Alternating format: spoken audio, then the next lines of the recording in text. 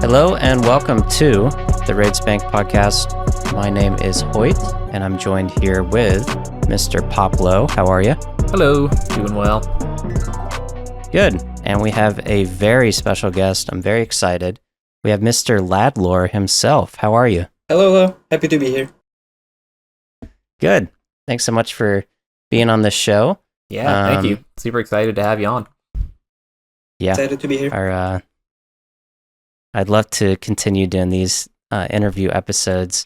I know we interviewed 40 IQ on RS3, but this is our first, celebrity guest, I suppose. So, Celebrity? I'm sure. Yeah. Oh, yeah. Ladlor wouldn't call himself that, but you are to us. So I don't know about that, but I'll take it as a compliment. He's too humble. So we're looking forward to it. But first, we do have a little bit of structure with the show that I'm going to try to blast through. Of course, later on, we're going to be talking about the Ladlor chart, what it is, how it was created, and how it's managed and all that. So, a little bit of housekeeping here. We have January 25th, which is a Sunday, is the Winter Summit. So we're all really looking forward to that. Our episode will come out every Monday, so we'll have to see. We haven't really chatted internally, but I don't know if we'll all watch it together. I don't think so, but we'll have to have like an emergency meeting and just chat about the crazy things they drop. So that Sunday is going to be really exciting. And then that next Wednesday will be Deadman's start on January 30th. So I'm definitely going to try to get some cosmetics. Poplo, you're going to play a little bit, right? Yeah, I think I'm going to try it. I think it'll be fun. It sounds good. It sounds like something that I don't do a lot of temporary game modes, but it sounds like one that I'll at least dip my toe into for a little bit. And also, kind of like I mentioned, it would be maybe fun to get a little clan group going over all at the same time or something. Oh, yeah. That could be fun. Yeah. So. Mr. Ladlor, have you played Deadman, or do you plan on playing this one? I did play the last one. It was quite interesting. I found it pretty fun, but I had a lot of stuff going on IRL, so I didn't get to spend like as much time as I wanted. But for this one, I think I'm going hard. Ooh, nice. Okay. Well, maybe we'll have a follow-up episode. I've done a little bit of LMS, but that's about it. Okay. That's He's more one than of I've us. Yeah. You haven't done LMS, Poplo. I mean, like a very small amount, but no, not really. I mean, I did just a little bit on the group Iron Man, the baby group Iron Man, just to get some like early rune arrows and stuff like that. But yeah, past that, not really. I've done a little bit of clogs, but not enough. I definitely need to go back there. Well, great. I'm looking forward to that. Yeah, the last one I played, but I mostly was cutting yew trees, trying to get points and fishing in safe areas. So yeah. But all the points are at the rifts, or what do they call them? The breaches. Are they rifts? Yeah. Breach. Thank you. Yeah, the breaches. That's where all the points are. So I'll have to go to more of those this time. Yeah, that was quite interesting last season. It was very like front loaded in that if you could climb up the brackets, you could be harvesting a lot of points. But if you stuck to the lower tier ones, it was spread like quite evenly, which turned out like pretty minuscule points for each participant. Yeah, it was really fun and chaotic. I was just trying to stand under people, but for the most part, I was never really bothered. They probably knew they wouldn't get much from me.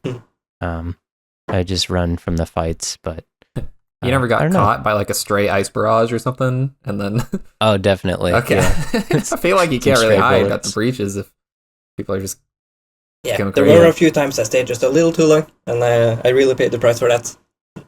Oh no. Yeah, I'm looking forward to all the stories and antics coming from Deadman, and it does end on February 20th. So is that 30 days or 21 or so? Yeah, less than 30, I guess. Interesting. Seems kind of short. I don't know. Up next, though, we do have our segment of what we've been up to. Poplo, would you like to get us started? What have you been up to? Let's see. What have I been up to? I did a bunch of on the main. I did a bunch of trail skipping. I think that the next pet that I'm kind of going for is going to be the Shellbane Griffin pet. And so I don't know, I was trying to store up a couple tasks for that. Other than that, I mean, I've been mostly busy this week with work, playing a little bit in the evening, but nothing too crazy since last week. You know, had a pretty pop-off week last week getting the Inferno pet. So, yeah, nothing comparing to that right now. Very nice. Yeah. And Mr. Ladlor, is there any grinds you're working on or anything you want to share that you've been up to in the game as of late? It's a bit of Theater of Blood, a little bit of Doom, a little bit of Yama. Nice. Those are three big ones. Yeah. Very good. What are the collection logs looking like there? I did get the bracelets from Doom, but I don't have the shards to actually make them. Oh, yeah. Shoot. Oh no. -1 bank space. Yeah, and yeah, still working on actually learning Delve 8 and whatnot. But well, Poplo's your guy. I can't help you on that. I love learning Doom. I was doing it a little bit on my group Iron Man because we just got I have a Scorching Bow and Elite Void, and so I was setting it a little bit. I got to 10 was the highest I could make it on the group Iron Man, but I love that boss. I thought it was so fun. Yeah, it really is. It's a well-designed boss. Love it. Mm-hmm. Yeah. That's awesome. Good to hear. Good luck at those. What about your Tob uniques? Have you gotten any purples? Or if so, what are you missing? I think it's 50 KC, and I have the Justiciar Helm and 3 Avernix. So that's some money for 3. me. Oh boy. Oh man. Yeah. So nice. The only other unique I really care about is the Scythe beyond this. So I'm happy. Yeah. Yeah. Okay, awesome. I didn't realize that the Sang staff is down to 15 mil. It's in the bin. It's tragic. Sad. It's sad. It's very tragic. Yeah, it really hasn't been good since the Shadow released, and it's yeah, and then the eye just killed it. Absolutely. Yeah, final nail. Yep. Very good. I have a juicy week. So I did start I started recording for the YouTube series. I decided I am going to do it. Okay. So I'll keep it spoiler free. I don't have a channel up or anything, but the recording has started. So in a couple weeks, I should have episode 1. I want to do it justice with some proper editing and stuff. So I'm excited to put that together. I also want there to be enough content for a proper episode, not just a starting video. Sounds pretty exciting. Yeah. I'm doing completion percent. So there's a collection log table on the wiki by percent that the population have collected. So at the bottom is Market Grace, and then the Longbone, and then the Defenders. And then on the opposite end is Third Age Druidic. Right. So I'm trying to go through, but no one's done it before, so I have to write the rule set as well. I'm learning slowly that it's a little trickier than I thought, but pretty straightforward, just honor system for most of it. And on top of that, I started doing Inferno attempts. Ooh. Oh man. So I'm at 999 clogs. So this will be my 1000th collection log. Oh, that's pretty So I'm locking myself. That's pretty sick. And I donated my only fire cape. So no going back. No going back. And it started out strong. There's a plugin called Inferno Tracker that'll track your attempts, so you don't have to do it manually. So my first attempt, I got to 37, and I just ran out of supplies. Nice. And I was feeling confident. And then it started trending down. Oh no. All the way down to attempt number 6. I died at my lowest of 12. And then attempt 7, last night I got to 54. Ooh, 54 okay. Already? So, yeah. And dude, that's day 2. So I'm feeling confident now. I'll be humbled very soon. That is awesome. But Yeah. I got past a couple hard ones, but I feel good. I definitely feel like, why did I wait so long? Like everyone told me, for 5 years, but it's happening. We'll see. Yeah, and It's you're like- having fun. Yes, yeah. I'm actually excited to once we finish this, and we go right back in there. And Ooh, you got a little bit of the addiction now, huh? I do, yeah. Yeah. I was That's good. definitely frustrated on that Wave 12 death. I was like, I need to play another game. Yeah, it happens. Yeah, so very exciting. All right, and then next we have our clan achievements. If you'd like to be a part of these, check out our Discord, and the link is in the description, and drop your achievements and the drops or the achievements channel. First off, very well deserved, Chet You Betcha got his 4th mega rare, the Imbued Heart, on his iron. Wow, at 28 Mil Slayer. not bad. Let's go. He's been just doing a rack sight and Smoke Devil task for 15 million Slayer or more. Oh wow. So I think he's right on rate. Sadly, I feel like I did the math at one point. It was around 30 mil. I might be thinking of the Beaver though, but that's a hard one to. I don't remember the rate of that right off the top of my head. Either way, sounds might just pretty be- deserved to me. Yeah, Definitely.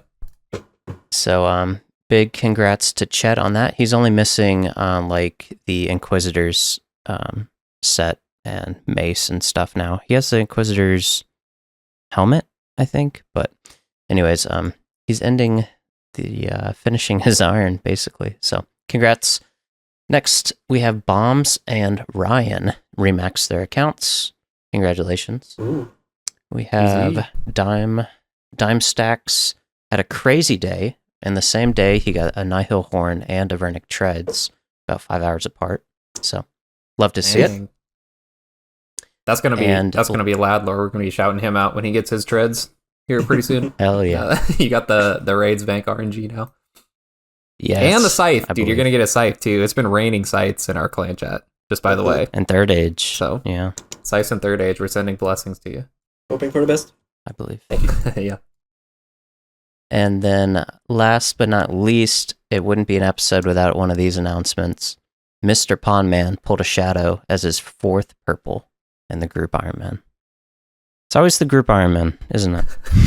I don't want to hear it. So Big GZ. We got our Ladlor, just so you know, on our I started a group Iron Man a little while ago. We got our Shadow on the first purple that we ever pulled, like 12 wow. KC. The group Iron Man luck is real. That's pretty sick. We can't even use it yet. That's wild. It's gonna look good in It's the bank. big. Oh yeah, Yes. the group storage. Can't use it's criminal. But we'll let it slide for you.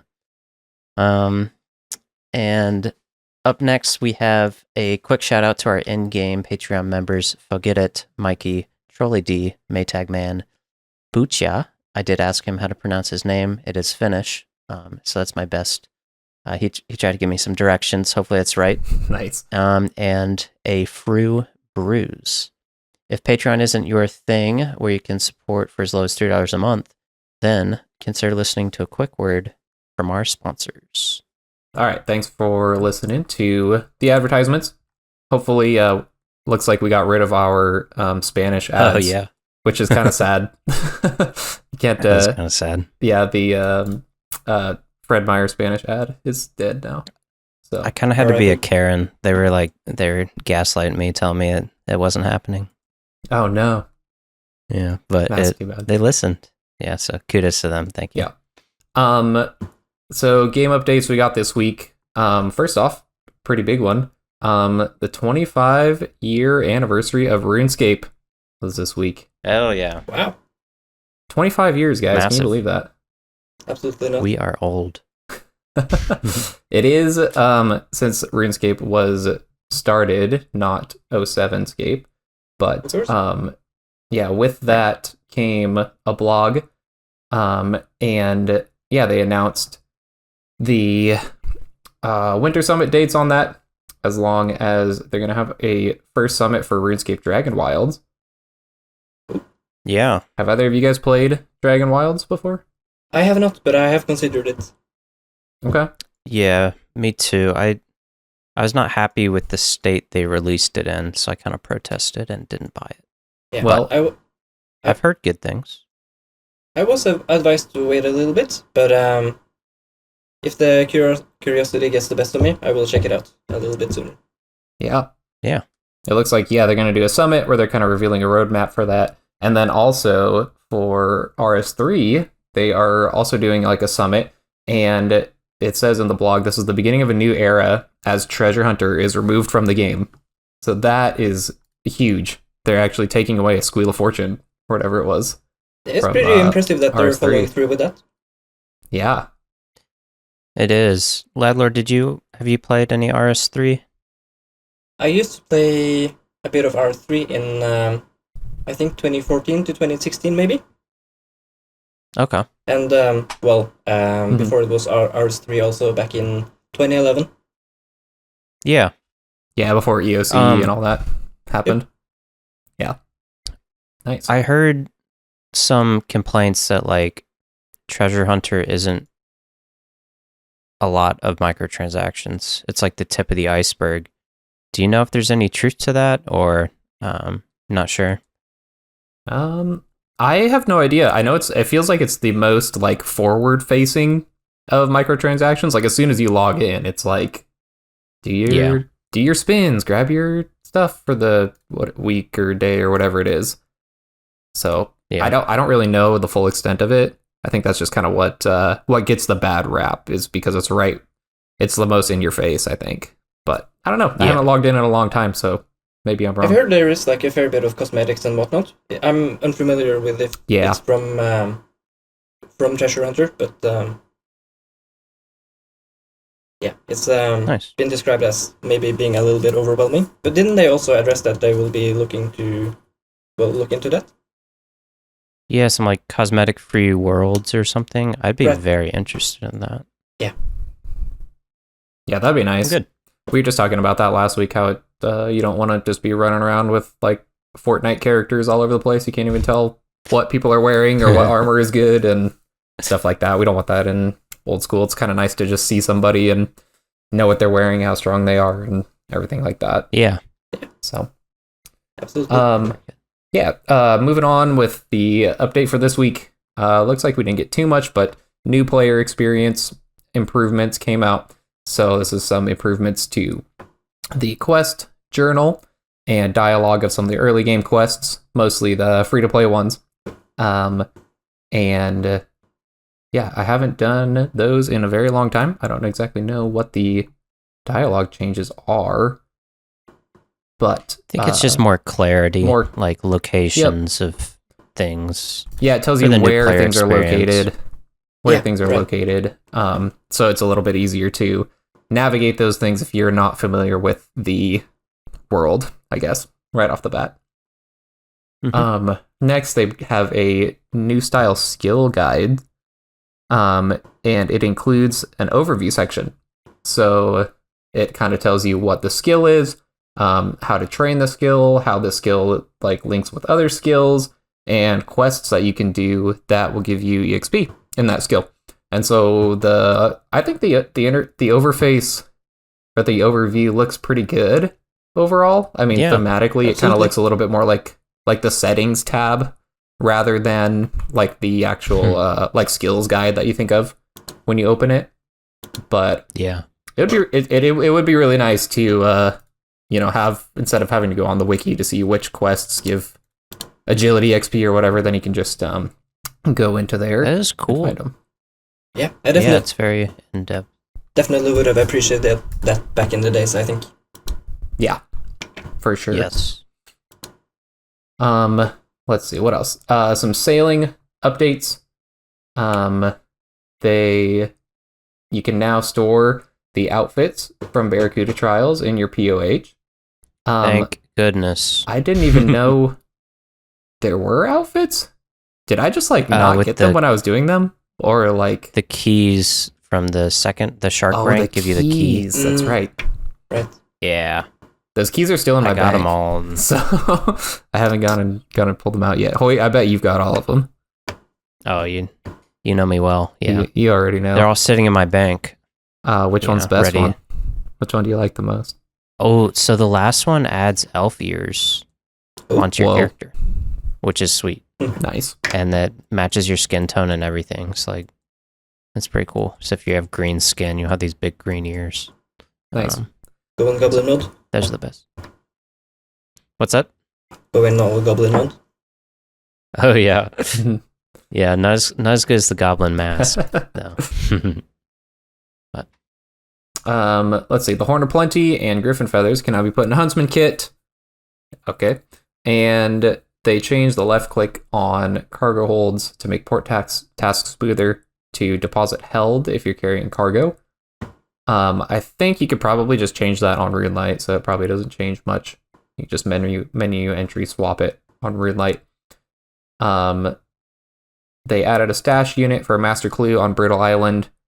POH butlers now can make the new planks, the Ironwood Camphor and Rosewood planks. Very nice.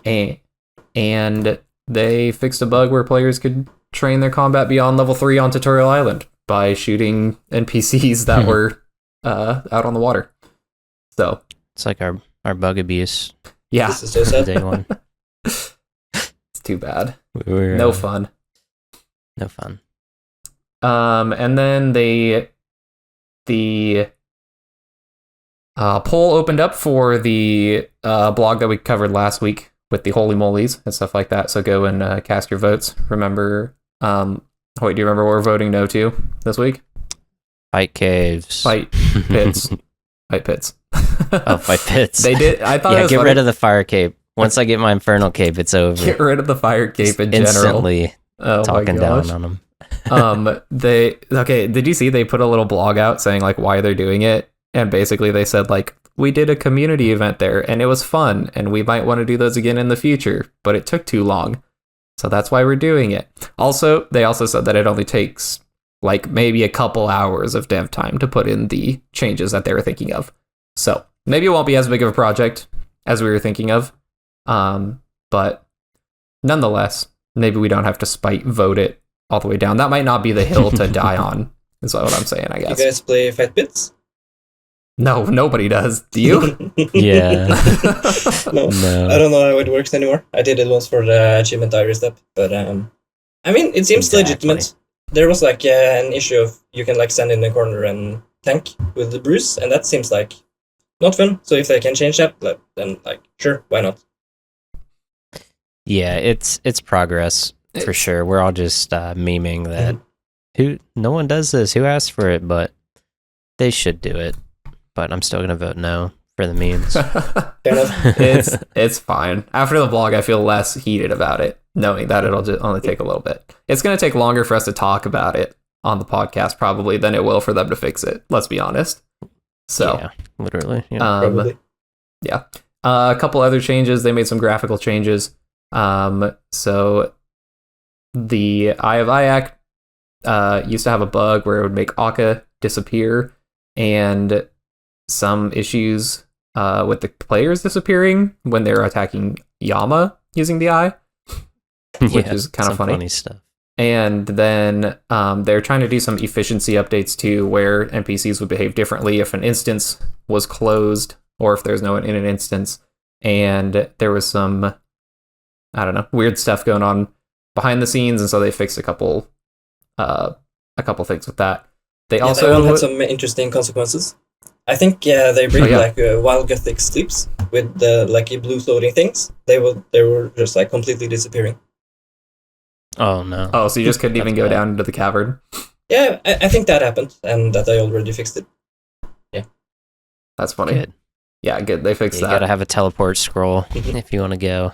That's the only way. I was doing Tormented Demons on the group Iron Man, and everyone on my group was like, "Yeah, you're just gonna get so many of these. You know, you don't ever have to like, you don't even need the lantern. You can just teleport back." I went like 56 kills dry. It's a 1 in 12. I was just like, "Do these things even drop?" I was like, "How do I even get these things?" And I had to look it up because I just never got one for so long. Not something to complain about, but it's hilarious. Yeah, people always forget those. Like, I didn't have any Rev Caves teleports, and then I did like 2 trips, and I had like 1,000. But it took me a little while to like figure out how to get there and what the best route was. They're like, you just have a million teleports. It takes a second. Yeah. Let's see. And then two other things that I wanted to note. They fixed a bug where Karamja Diary rewards, the lamps could be used on skills that you didn't have the required level to use. So now, too bad if you miss out on that. You need 40 in a skill to use the Karamja Hard Diary and 30 to use the Medium Diary reward lamp on the skills, respectively.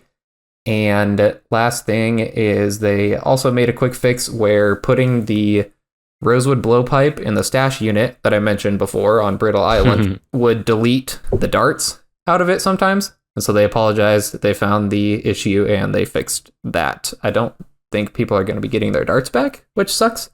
But no, they said they would. Oh, they did? Okay. Them. Okay. Yeah. So I think it was a few. You'll get a little a dart stimmy on those too. So I do it did remind me. So that stash unit it stores the Medallion of the Deep and the Rosewood Blowpipe. Yep. The Medallion, the only use for it besides mermaids is the underwater coral farming. Right. Which I finally started to do because for Inferno now I bring Armadillo brews. Oh. So I had to learn this whole process. So there's like 3 tiers of coral. I think maybe there's 4. And it uses the highest tier of coral, which are the umbral, the blue ones. And you protect those with the one under it, which were the yellow ones. So first you go, you plant your coral that's yellow. You get a couple.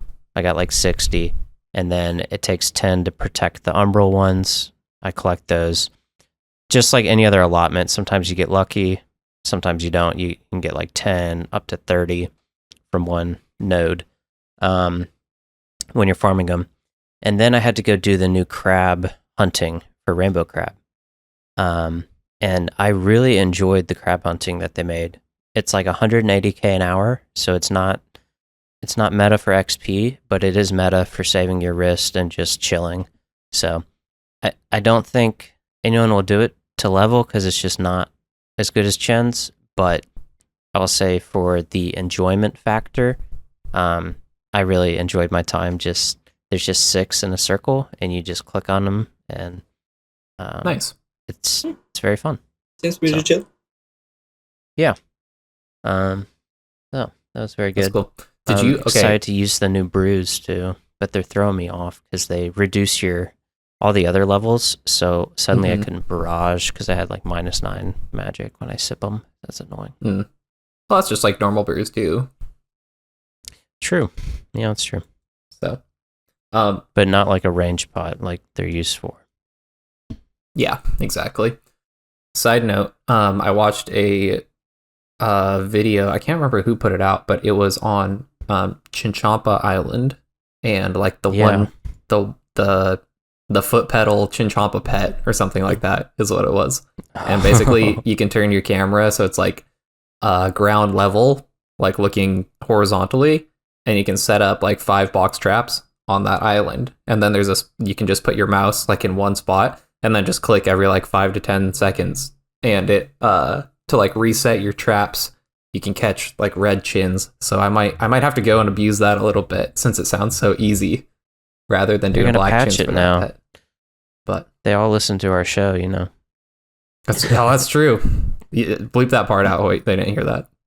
They kept the Brimhaven foot pedal camera thing. Is it still in the game? So I think you're fine. Perfect. Yeah. So, that's it for this week's updates. So, Hoyt, you want to take us into our main section? Yeah. This is the part we've all been waiting for, and everyone just arrived here from the timestamp they clicked on. Yeah, skip all that early stuff. This is the meat. Yeah.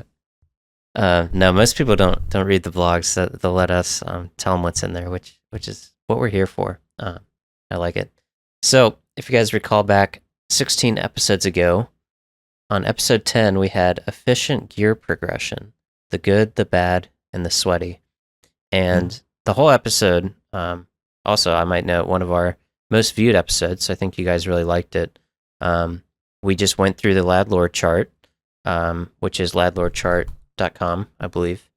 And we just went through each node and we talked about what the item is, why, we think it's there, and maybe our experiences getting it or our recommendations, but really just an audio walkthrough guide of the Ladlor chart.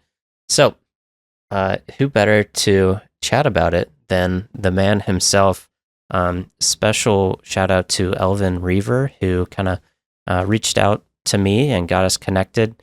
And of course, huge shout out to Ladlor, who's here, for coming on and educating us on just what it is, why it exists, and I guess to start us off, Ladlor, who are you? Well,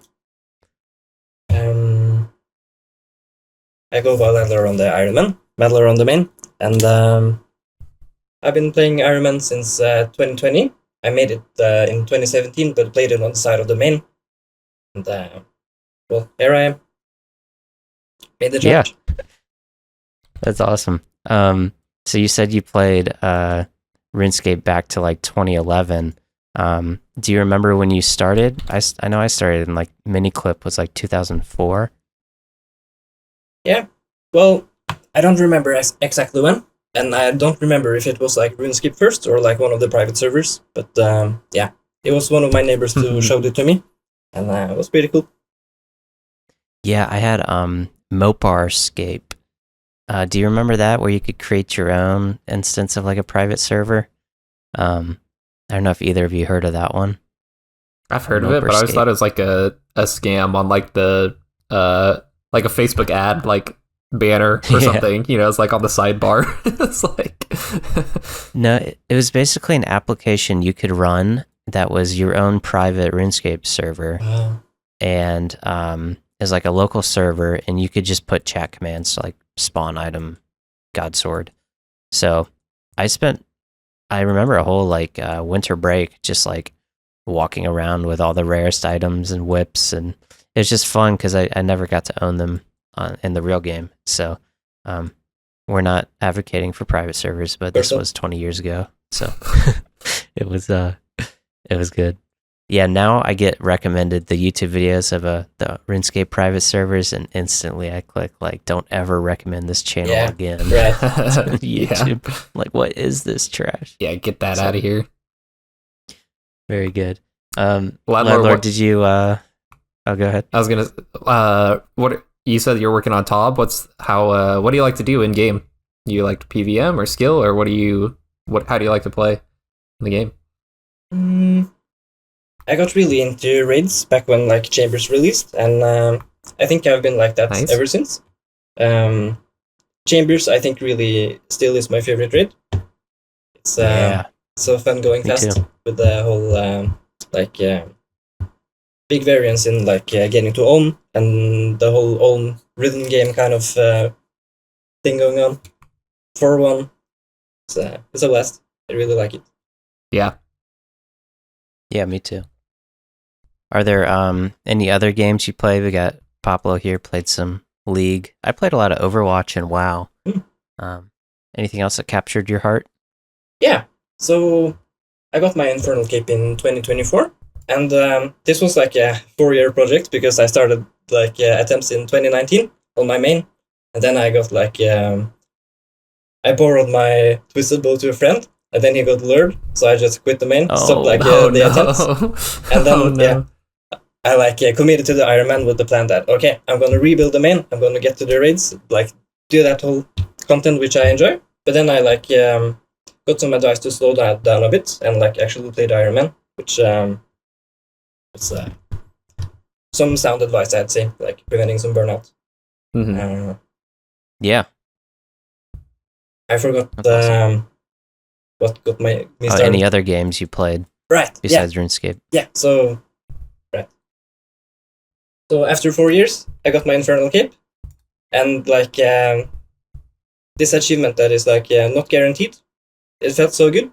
Like this is not like 99 woodcutting, where if you like click 3s and for 10k XP per hour, you're eventually gonna get it. Like if you're not looking in, you're not getting the infernal cape, and like that felt so good to like get like a non-guaranteed reward that it inspired me to go a little hard on League of Legends. So I've been playing that game quite a bit now. Ooh. To like for the non-guaranteed time sync kind of achievements. Nice. Are you playing the new season? Yeah. How do you like it so far? I think it's great. It's, still learning what's different and what's not. Yeah. I watched a little bit of streams and a little bit of LCK recently. Looks pretty fun. I haven't played the season yet, but yeah. You have like home guards now, so you get to the lane like 10 seconds quicker, and it's surprising how much smaller the map feels as a result. Yeah. What role do you play? Mid lane. Mid lane, my guy. Nice. Giga Chad. the stylist. I have spent a month in the top lane and in the jungle as well, but okay. Mid lane is where it's at. Very nice. Papa, what position do you play? I was mostly support or AD carry. So yeah, I don't have the ego to play top lane, and I don't have the mechanics to play mid. So I mean, yeah, top lane is I played like Olaf there, which is you land the X and then you run them down, and you win or you don't. And I really like that gameplay. It was pretty fun. I know Heartless is a big Tryndamere player. So ooh, okay. Similar play styles. Yeah. That's awesome. I played Dota and I got really sunk in and I was so bad. I had to look in the mirror and say, this ain't my game. I gotta quit. I went so hard with like a free coach, just a guy who was like really trying to help me. And I just could not get out of the bottom ranks. And I was like, you know what? Maybe this just ain't for me. Oh, no. But I loved it. Yeah, that's the way it goes. I mean, Ladlor, were you having fun? Yes. Yeah. I could have kept playing. That's the difference between Dota and League is I don't have fun playing League, but I still play it. Like it's not a game you play to have fun. I don't know. Maybe it is for you, but it's quite interesting. Like you gotta like have almost a little bit of a contract with the game. Like you really gotta understand why you're playing, and like oh yeah. I mean, you can't control your team and whatnot, so it's quite an interesting one. Can you leak your rank? It's I peaked in Platinum 3 last season, and I'm currently in Gold 2. Ooh, very nice. Very nice. Nice.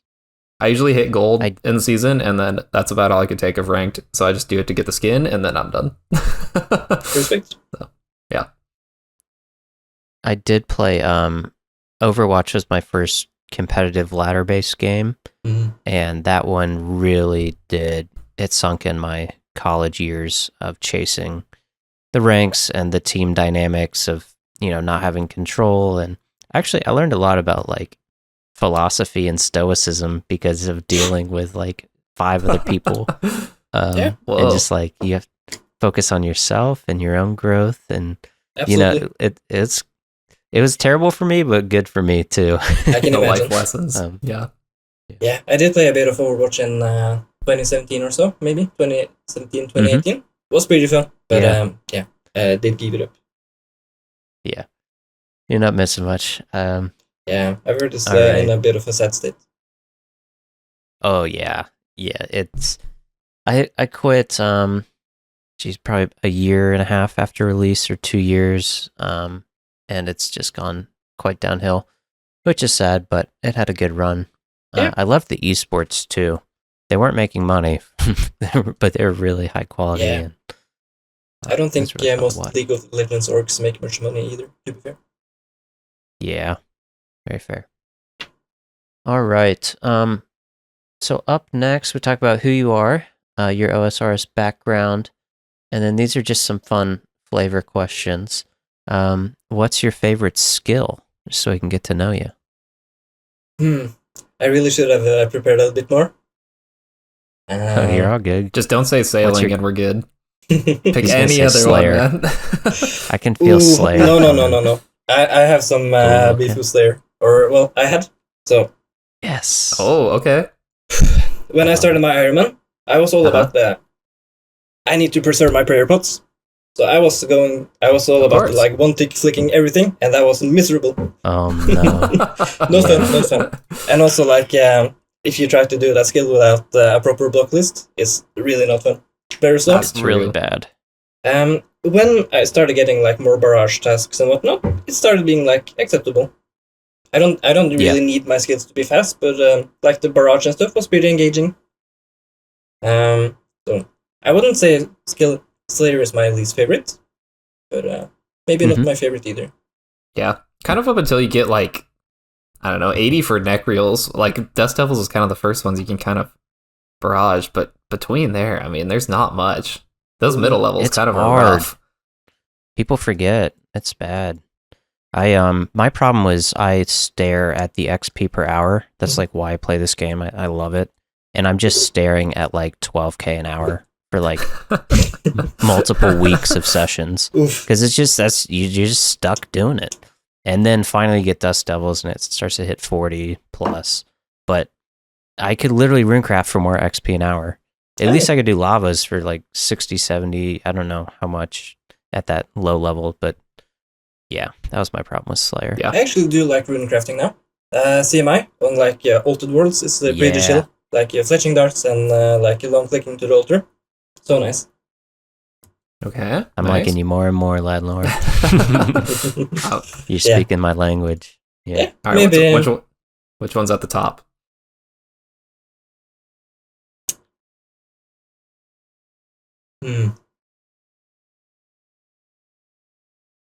Maybe first one that comes to your mind. Maybe I'll go with runecrafting after CMI. Oh, and yeah, Guardians of the Rift also is super banger content. Okay. Was really happy with that one. I like how it's like there is like a fixed loop that you're doing, but it's also like a bit of a decision tree. Like you're making some decisions on both. Yeah, you have to pay a bit of attention. Like, are you going into the elemental altar? Are you going into the catalytic altar? And like, okay, there is blood and there is also fire up. Which one are you picking? And that kind of thing. It's pretty cool. Big fan. That's awesome. Yeah, but none of the choices really like feel bad. Like it's like it's not like you're gonna pick a bad decision. It's just like which one's better. I think that's what also feels good. There is one that's pretty bad for the team, which is like the multi-scaling leeching in the middle. that one's a little bit illegal. But, a little bit. Everyone's I also got like how on, so. When your points don't match up, they carry on to the next game. Oh. So imagine the feeling if your points didn't line up and you lost the overage. So if you have 6 catalytic and 1 elemental, the next game you'll still have 5 catalytic left. And I love that because if you had to line them up or lose them, that would just feel so bad. So I'm happy the designers made it like that. But I love Guardians of the Rift. I actually green-logged it. I got Spoon the Pet, but I worked for the dyes. And it was a very good time. Wait, is that update new? A long time. Is that a new thing Guardians that they of the added? Rift? No, the points thing. The overage? Guardians of the Rift, no. Not the whole thing in general. The point overage. No, the overage, I think it's always been like that. But I think it's like it saves your points, right? Like at the end of the game. Yeah, so you'll have like 597 and sometimes you'll get 5 or a 97% chance to get 6. Yeah. But it'll save them. But the reward pools, I guess, is what I was talking about. If you don't have, what I was mentioning has been out in the whole game. Okay. Yeah, it's not an update. Okay, right. I think I know what you're talking about. I just like that they designed it that way. Gotcha. Instead of, I am ashamed to admit though that I did sell my lantern to finish the ISIT. Oh no! I mean, it's useless outside of the game, so I guess that's fine. But it's not useless at Guardians of the Rift, so now I can't do more. Oh. Or now you have to go back. Yeah, you have to go back. Yeah, I do want the drip with like the dice for the robes. Yeah, they do look I got good. lucky in my dice. They do look Don't good. do what I did though. You can dye the bag, the lost satchel or whatever. You can put a dye on that, and I didn't know that, so I like turned in a dye, and I had to go get another one. That was bad. So, learn from my mistakes. I will. Very good. All right. So we talked about your favorite skill, runecrafting, activity, and content. Very good. Up next, we'll get to, again, the focus of the episode.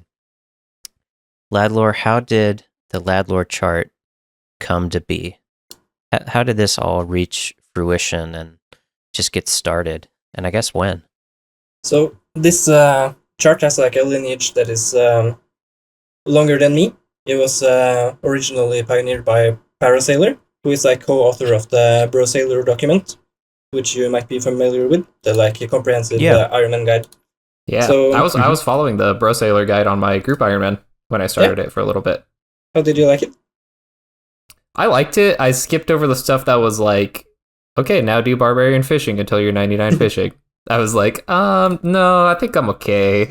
Like, you know, I'd rather just run a couple rooftop laps. You know, the way that I did it was I kind of picked and choose, you know, which one is a little bit like the fun versus the efficiency. But it was, I will say it was kind of fun. I had never followed a guide before, but following everything's so like, okay, well, you're in this town, we're going to knock off all these like things. You're going to do all these achievement diaries, you're going to do all these quest steps, and then you're going to move on. I liked that part. That was pretty fun. Absolutely. So I think I haven't followed this guide myself because I was playing my Iron Man and like during the time in which they were working on this. But I've heard like that they were quite well with writing it such that there's like some long grinds, and canonically you follow them, but optionally you don't, and the guide still works. Like should not be much of a problem. So it's very like the well written in OSRS guide. For those old heads out there, might remember the OSRS guide. That's what I had in 2021. I think this was right before Brosailor. Yeah. At least I didn't know about it, but was it V3 same or kind V4? Of function. I don't remember, but I went through. I didn't do 99 thieving from blackjacking. I foot pedaled it later on, but I followed it all the way up to that point, which is pretty popular. I also didn't do like 99 fishing with the barb fishing, but I just wanted to draw a line between those in case anyone hasn't heard of Brosailor, because they haven't had a new account in a while. Right. Yeah. So anyhow, so he made this PVM progression chart, which was I suppose like the canonical resource. That was like a sequence of gear, and it was I believe hand drawn on an iPad with like the icons pasted in. So nice. Around the release date of Toa, it went out of date basically. Like not majorly so, but like the Toa upgrades were no longer being accounted for, and the logic wasn't adapting to that. So at that point, I decided that I was gonna have a shot at like updating his one. So I opened up paint.net and went ham and like recruited the community for like support and validation, and you know like making sure the stuff makes sense. And somewhere later down the line, upgraded to like HTML instead of paint, so that it will like render. With the main benefit that it's a lot easier to like maintain. And that you can move things around without like going and pasting stuff. Yeah. In like your paint software. It's very dynamic and it looks great on mobile. It functions really well. It's so lightweight. I love it. Happy to hear it. So and then I discovered that someone was like taking screenshots of the chart, and they were like manually coloring stuff green, and I thought that was like pretty cool, and I realized that I can implement that. Like if you click the thing, it turns green. That's pretty cool. Yeah. so simple, pretty elegant. So that was a random guy who inspired that. And that's huge. It's so satisfying, and it is nice. I used to have my own like paint document that I would fill in like green. I think I would actually just do a red X on things, but having like my browser and the cookies save, my resource nodes and stuff. It's really nice. Absolutely. Yeah, it's reminding me of like the early bingo days when we like started doing bingo, and it's just like the board was posted, and then you just Microsoft Paint like a big red X or whatever over a tile that you got or something like that. Yeah. Very good. All right. Anything else you want to add for the whole background or lore of it? Well, not much beyond that. It really is like a community effort. I view myself more like a maintainer and custodian, and I suppose like final arbiter, but really it's community driven very much. So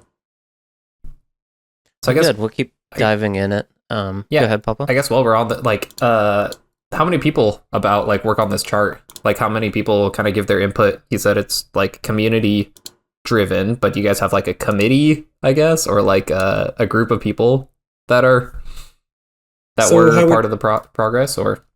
So how it works is that there is like a thread in the RuneScape Discord, which has actually don't know when it was created. There has been like 2, but the latest one it has like 17,000 messages. Oh my goodness! Yeah, and as for like the amount of people, like unique people here, hard to say, but I would say like 100 plus. But with like maybe 10 to 20 like heavy repeat contributors who really went the extra mile. Okay, 10 to 20. That's a good amount. Yeah. Yeah, so it's kind of like your board or cabinet of people you entrust in their opinion. I would assume. I mean, anyone who like comes and can make an argument is like welcome to contribute. Nice, of course. So some arguments are better than others. Sometimes. Some arguments. That's cool. Yeah, I think something to shoehorn in here is kind of the philosophy behind the chart. Right. And I think a lot of people I don't know how to put it in words, but they don't quite understand this is like a utopia. This is like the most, it's unrealistic with a purpose, and that like you can't make anything efficient based on people's like fringe experiences. Like you get spooned a Tebow, the whole chart changes. Yeah, of course.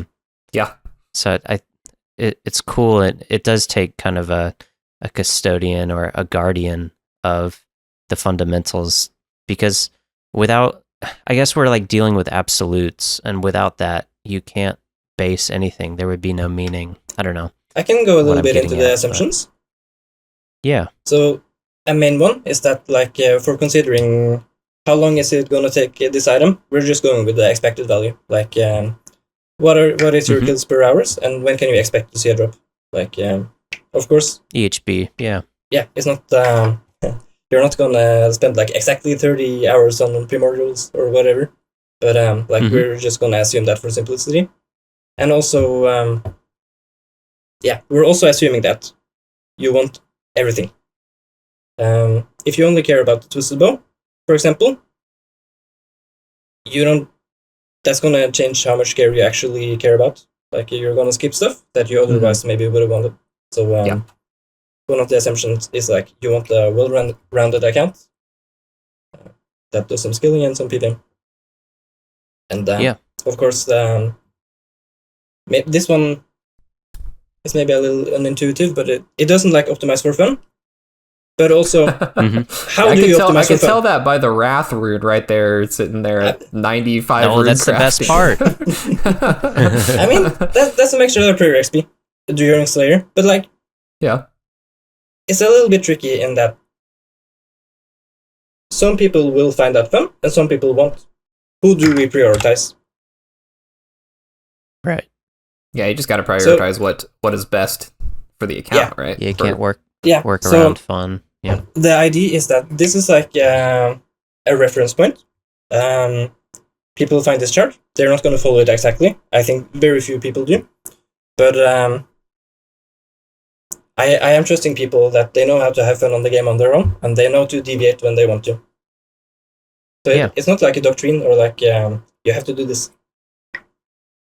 So Yeah, it's not the Bible. It's just I think it is. It's Hoyt's Bible. I think really cool here, and I won't drag you through all this since it's already been written, but if you are curious, why is the Bofa here before the Fire Cape? That's crazy. I got my Fire Cape early. There's a whole full FAQ page that you can read through, and there's a lot of really cool questions for, why are Infernal and Quiver treated as endgame? I'm really good. I got them right after I did Perilous Moons, but there's full explanations in there for the actual order, so I won't drag Ladlor through that. But if you're curious, all the big ones I'm happy are... to touch on some of them. Yes, please, yeah. Like anyone in particular you want to know? I was actually surprised at the Fang being so late, but I was told it's because of Hydra. Yeah, for pretty the much. Precious Gloves, So which I didn't think of. It was good for Slayer, but then I don't remember exactly what happened, but it got deprioritized pretty significantly. I believe it was some changes to the metal dragons that made it really not so important anymore. So yeah, it moved way later, just before Hydra. You only really use the Fang at Towa. So Like Dragon Hunter Lance is even on here, I don't think. Right? So it's like you just do Hydra for the Ferocious Gloves, I think. Yeah. Is that right? This is like That's right. Actually a little bit of contentious spot in the chart. Okay. In that there are actually two schools of thought a little bit, which is like, are we going to keep the mid to late game, like are we separating them? Because if you are not getting the lands, you are signing up for top. Like you pretty much need to do top before Cox for it to like pay off. Yeah. Mm-hmm. That's the contract, and it kind of locks an account a little bit in that. Well, if they aren't doing that, they are going to feel the consequences of blindly following the chart. So current behavior, this is not like documented well, but if you like right click hide the site, the lance actually appears again. If you hide the scythe. If you right click the scythe, hide scythe, and there it is. Oh, yeah. Okay, I see. Yeah, it's not well documented, but yeah. So the lance did used to be on the chart. It technically still is, but yeah, it's still there. I see it. Okay, so is there a way if you hide something, can you unhide it without? Yeah, there's a box at the bottom that pops up. Yeah, but it says show hidden items, and it does all of the items. I think. Yeah, you can't unhide just one of them. It's I believe that possibly is a requested feature, but Gotcha.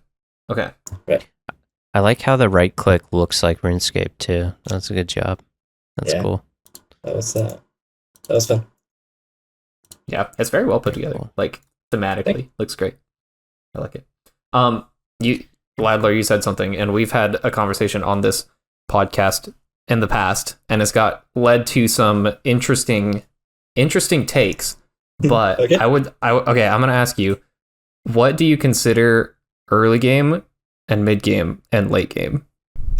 Okay. Or how do you categorize where an Iron Man sits between those categories? Oh man, that's quite the question. Yeah. So personally, I don't know. It's a hard one to think of. It is. On the So spot. like my gut feeling says early game is Barrow's Gloves, but Barrow's Gloves is like kind of early, but it is a fair few hours. Like you have committed to the game fairly well if you go Barrow's Gloves. Yeah. And I would say when you just about finish Slayer, you are maybe starting to enter the early late game. The early late game. Okay. Yeah. Okay. I consider when you're hunting like the megas and the raids, that's like late game. Okay. And beyond that is like retirement. Yeah, once you got all the megas and stuff, it's all retirement. So you're more focused on like a PVM kind of structure to determine like early, mid, late game, like what kind of gear someone has. So what it kind of sounds like. Maybe okay. So Questscape, then you're mid game, I would say. Yeah. Is There that he exactly is. what Hoyt just said? Hoyt said? I think so. I think that's exactly Yeah. what Hoyt said when we went over this. I think Hoyt said Quest Cape is They mid game. grilled me. I think that's a fair assessment. Achievement Like, I diary think I is said you. late game. Is that yeah, what I said? you enter. Yeah, I base it on the capes, kind of. yeah, you're starting to But I get didn't like include max. you're starting to get like a well-rounded account. You've done all the quests. You have some skills. You've done a little bit of PVM. You haven't like committed to the grinds necessarily, but I did say like like 10% below is fine. So like if you've done all the quests but DT2 and like one other one, I'd still say you're mid game. You've done 280 quest points. You're there. It's fine. It's not about the cape, but it's about being at that point where you're ready to move away from questing. So Yeah. I also believe in not just- like attaching too much identity to this. Like you are where you are. It is what it is. True. Yeah. It's all for ego reinforcement. Yeah. Very good. All right. So we talked about how updates are decided. You get 17,000 messages and you kind of sort out the from the noise a bit of order and through chaos. So it's not like messages directed to me. It's like a board, like a forum. So it's like people discuss among themselves also, of course. Yeah. Very good. So what was the most recent update? Was it I'm gonna assume the Doom drops? Does that sound right? That sounds The about right. Doom uniques? Yeah.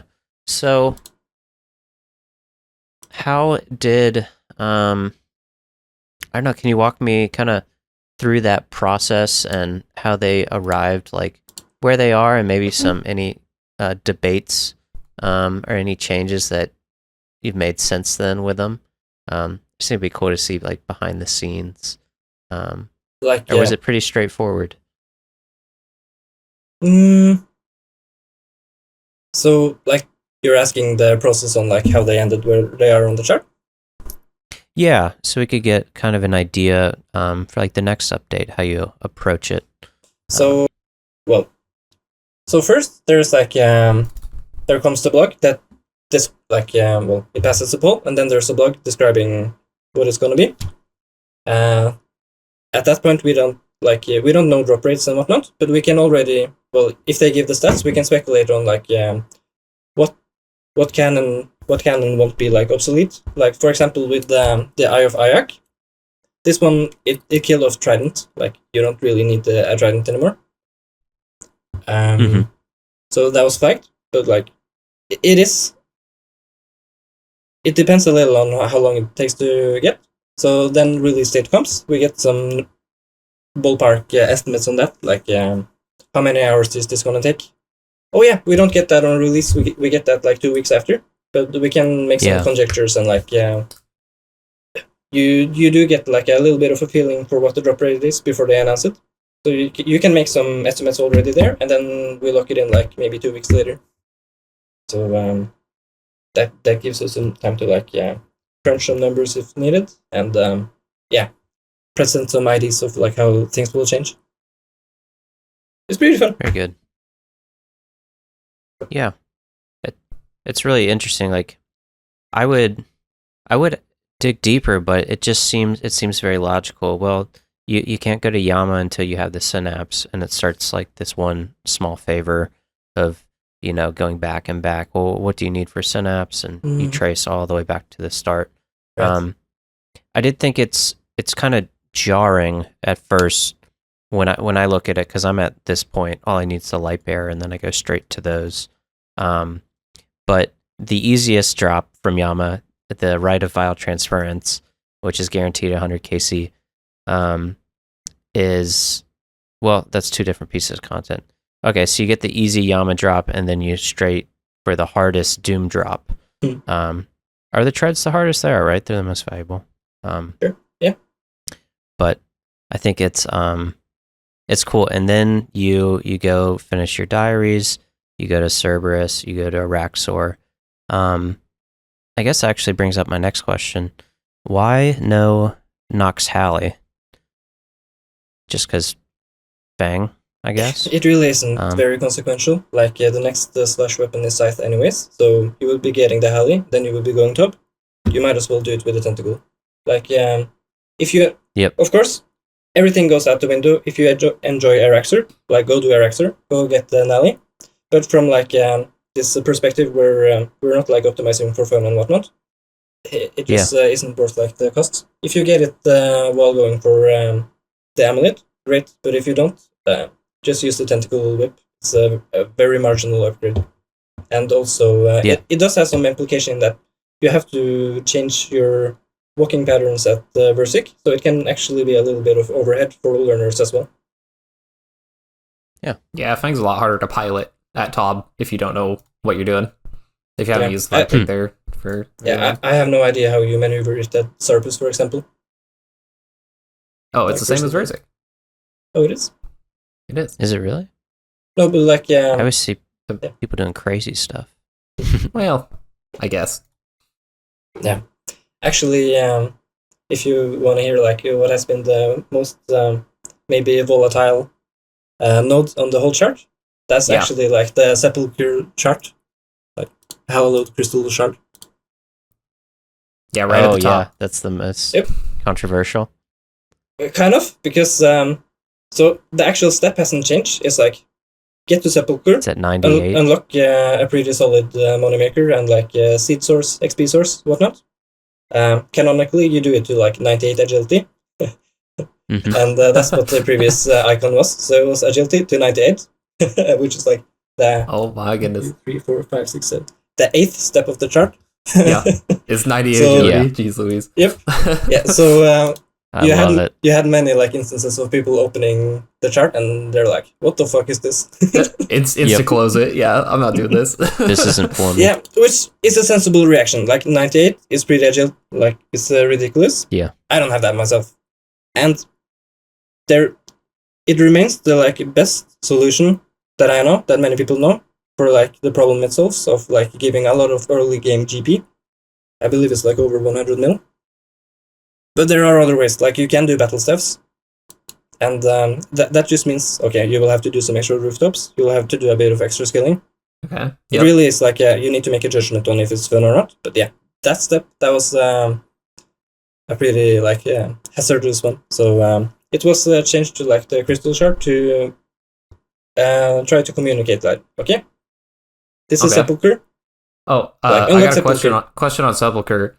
It says you get 3.2 million magic XP in like in the notes and the FAQ. Is that from the portals, or is that from the Alks, or what is that? Where does that come from? The Alks. That's from the Alks, yeah. Okay, Alks to 98. Yeah. Dang. Yeah. That's a hefty chunk. Yeah, it's I thought hour-wise it's like a brutally long grind, so you have a lot of time to Yeah. Okay, do you do like a multi-skilling while you're doing agility? Like what's kind of recommended for? Oh yeah.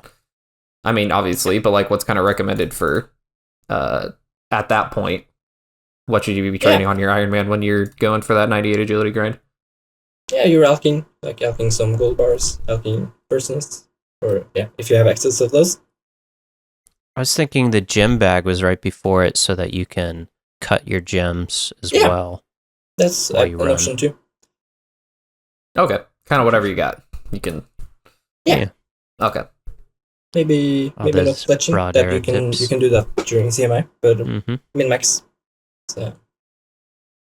Gotcha. I thought when I looked at this that was for a fast teleport because it's a really good teleport. Absolutely, is that too. It's like it is the best teleport. Yeah. You can't do better. So absolutely that too. But the main purpose is like the GP funding the rest of the progression somewhat. Like you're having Ice Barrage in like the next 3 steps. That's how we do it. Okay, so that's how you... Okay, yeah. I was going to ask you about that too, because I was like, on my Iron, how the heck do I get up to Ice Barrage so, like, by step 5 or 10 or whatever it is? Like, yeah, and so luckily you can also pot for it. So... But yeah, Ice Barrage, really, you can boost for it, like during Slayer. It's... Okay. So, little magic potions. Yeah, it is very impactful. Yes, definitely. Very good. All right. Let's see here. Is there anything on the chart that you don't agree with, but as a custodian of the community, you've put on there because you've accepted that the community wants it there? Is there anything you personally don't quite like or would like to move? Not not really. necessarily. I'm quite happy with this. Good. That's good. Oh, I guess real quick, going back to the runecrafting grind. How do you get the pure essence for all that? If you're doing ZMI all the way, is there a grind somewhere in there that you get pure essence to get the Wrath runes, or is the Wrath runes mostly from Guardians of the Rift? What do you mostly train at runecrafting with? That's a good question. So I guess you'd need pure essence for both, right? So if you don't have the pure essence, you're not gonna go mine it. That's not good. Right. Do you get a bunch of pure essence from Sepulcher, or no? Not really. I don't think you do. Okay. So there is the Scar Essence mine, but I don't think that's really anything to consider. I believe, I'm not 100% sure, maybe 70%, that you have done the vampire quest where you unlock the Day alt. Yeah.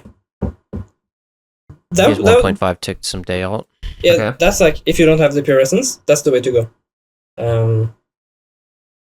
Yeah, that's what the speedrunners did. They would 1.5 tick day alt.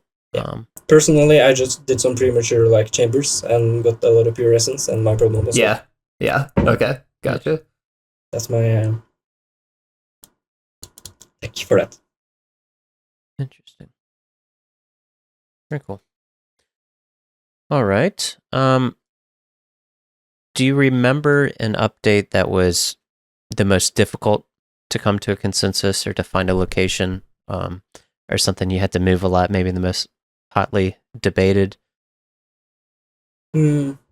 So for a while, those prayers from the Titans were quite difficult on release.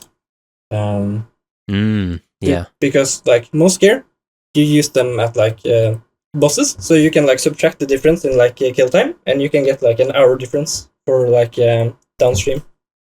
With the prayers, that was immediately a lot more difficult because the Mystic Vigor gives max hit for Slayer.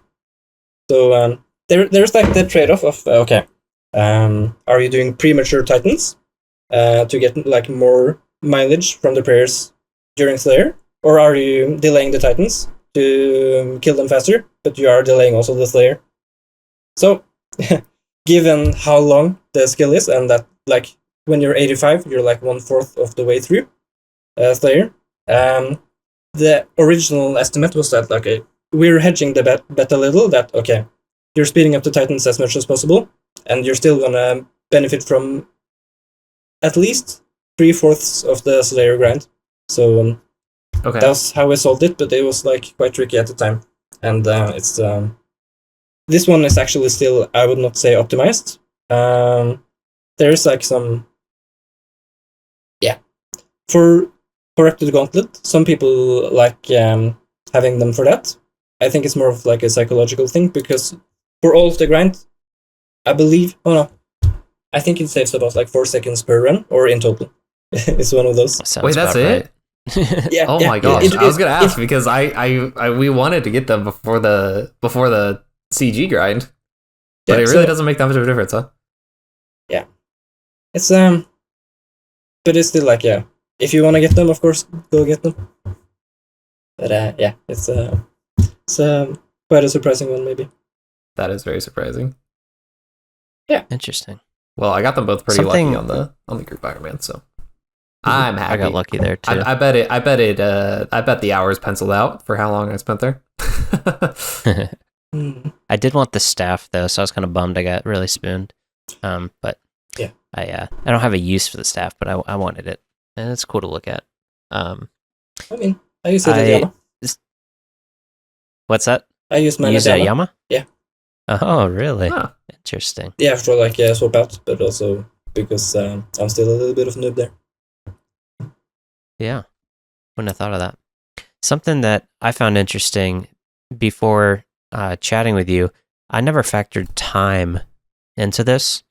I guess I factored in efficiency, which is time, and like difficulty. But there's some holes in that because, you know, efficiently the Infernal Cape would be much earlier, right? If you already have the skills, you can get it early. But it's interesting to hear that time was also a factor, which seems obvious, but I guess the approach to this is really just what should you do next on your account? But in reality, this is like kind of a speedrunning chart.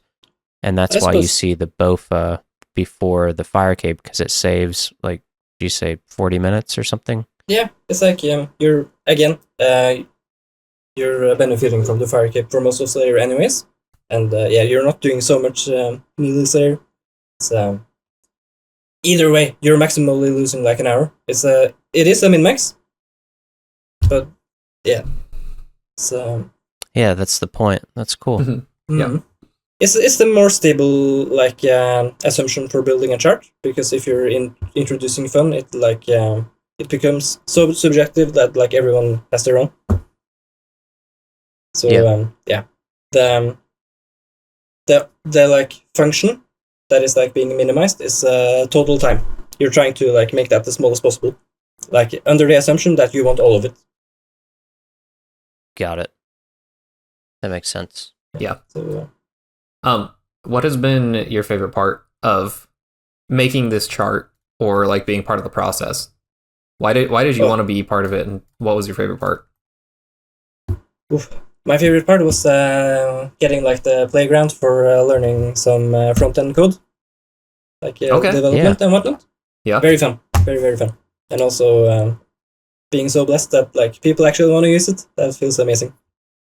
Yeah, it's like like still very relevant. People are still obviously doing it. How did you do you have a coding background, or how did you learn how to do it for this, or?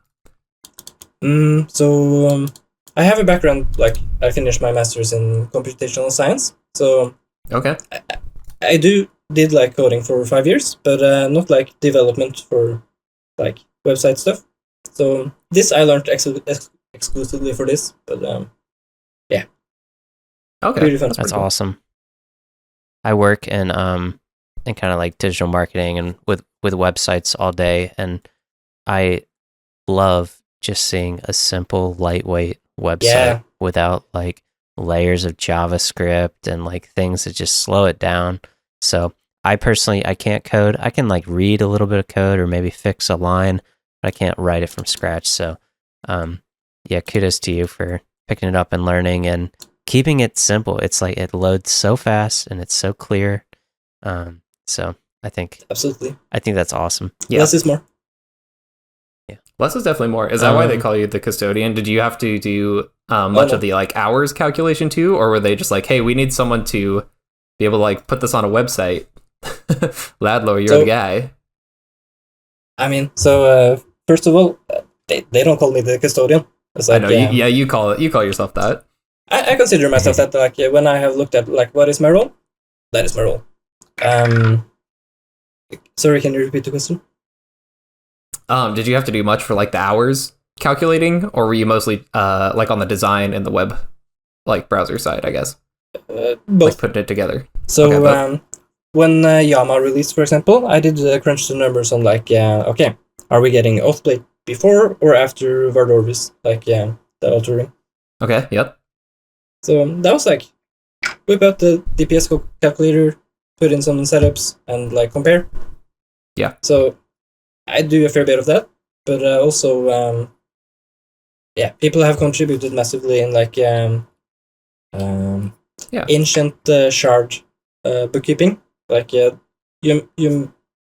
some people reacted like how late Ember Light is. Like you could get that pretty quick, possibly, but you're a little bit bottlenecked by Slayer in that you do need to get enough ancient shards to actually use it. Oh, yeah. So I was wondering where those came in, but yeah, you have to charge it before you can use the synapse. Okay. Yeah, that's a pretty harsh constraint in that, you're going to be like 80 plus layer anyhow. That's why it's not sooner. Right. So that was like a pretty nice contribution. Someone went through the work and did that. Very grateful for that. That's awesome. Yeah.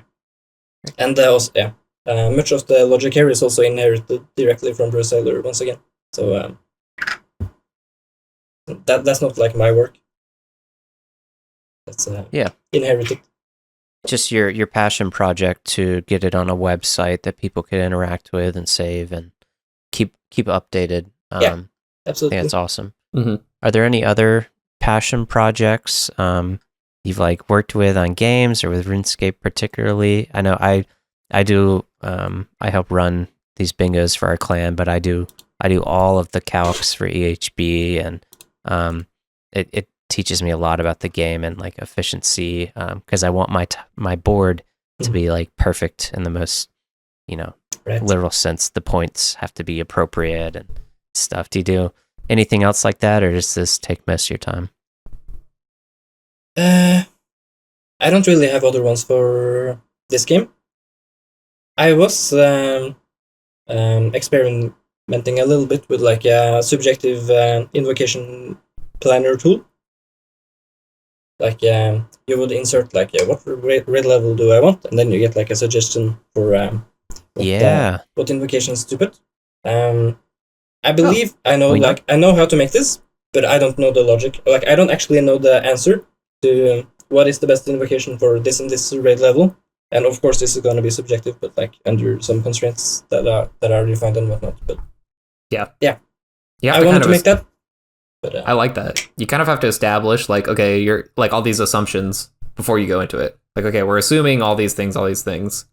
And so, for example, you really want the like insanity ASAP because you're gonna want that anyway. So better learn it quick than late. Yep. Mm-hmm. So there was like a draft. Parasailer once again made like a nice document for that, but that one went out of date when Towa changed like 2 times since then, and that one hasn't been updated. Yeah. So it's a lot of work. I don't really have the enthusiasm for that at the moment. For League of Legends, I was gonna say real quick, does it feel like a lost cause? Like, why are we gonna update it if it's just gonna change again, or it's just like people don't really enjoy TOA as much, or what kind of drained the motivation out of that one? It was a lot of conceptual work, and actually, there was a lot of. I need to get a lot more knowledgeable than I am on Toa, and it's really not my favorite raid. Yeah, I agree with you. I don't like it. I agree. Yeah, that seems very daunting. Yeah. I have a complicated relationship with it, I'd say. So, I do like the bosses. I think it's like aesthetically very cool, well designed. Before you turn on the invocations. The ones that change the room are very nice. The ones that are like flat HP plus and like defense plus, I hate. I really despise like the raid turning into like a 40-minute completion. Yeah. So, if you don't have a fair. Fang, especially, it's just a slugfest. It just takes forever. Yeah, I do think. I find the death mechanics are especially tough. Like in Chambers, you can finish the raid with very few points, but in Toa, there's often like I just can't finish and I gotta scrap it if I die. Yeah, I don't like that. Yeah, absolutely. Very good. Okay. You said something on League, maybe you were thinking of? The passion project? Yeah, so this is like a private tooling though. It's not like public facing, but I record my gameplay so I can review it in post and like get feedback from other people as well. So I did make like a trimming utility for like I gave this and this timestamps, and then it like cuts a portion. And now I made like some tooling that allows me to give like multiple segments, and then it stitches them together. So that's like the latest thing I've been working on. But a little bit minimal. Did take a lot of work. Very cool. To be fair. That's cool. That's awesome. Send a game. We'll do a live review. The game. Right. Up next here, I have. Was there a gap that Jagex filled especially well since you've been, managing this chart and seeing the progression? I don't know if there was something they did like really well that you finally got to insert a couple nodes in between, and felt like they filled this valley that was difficult. They did a lot of like mid-game boss updates, I guess. At one point, there's like a bunch that I don't know. I think the synapses are new too. Yeah. Are there any that are especially impactful?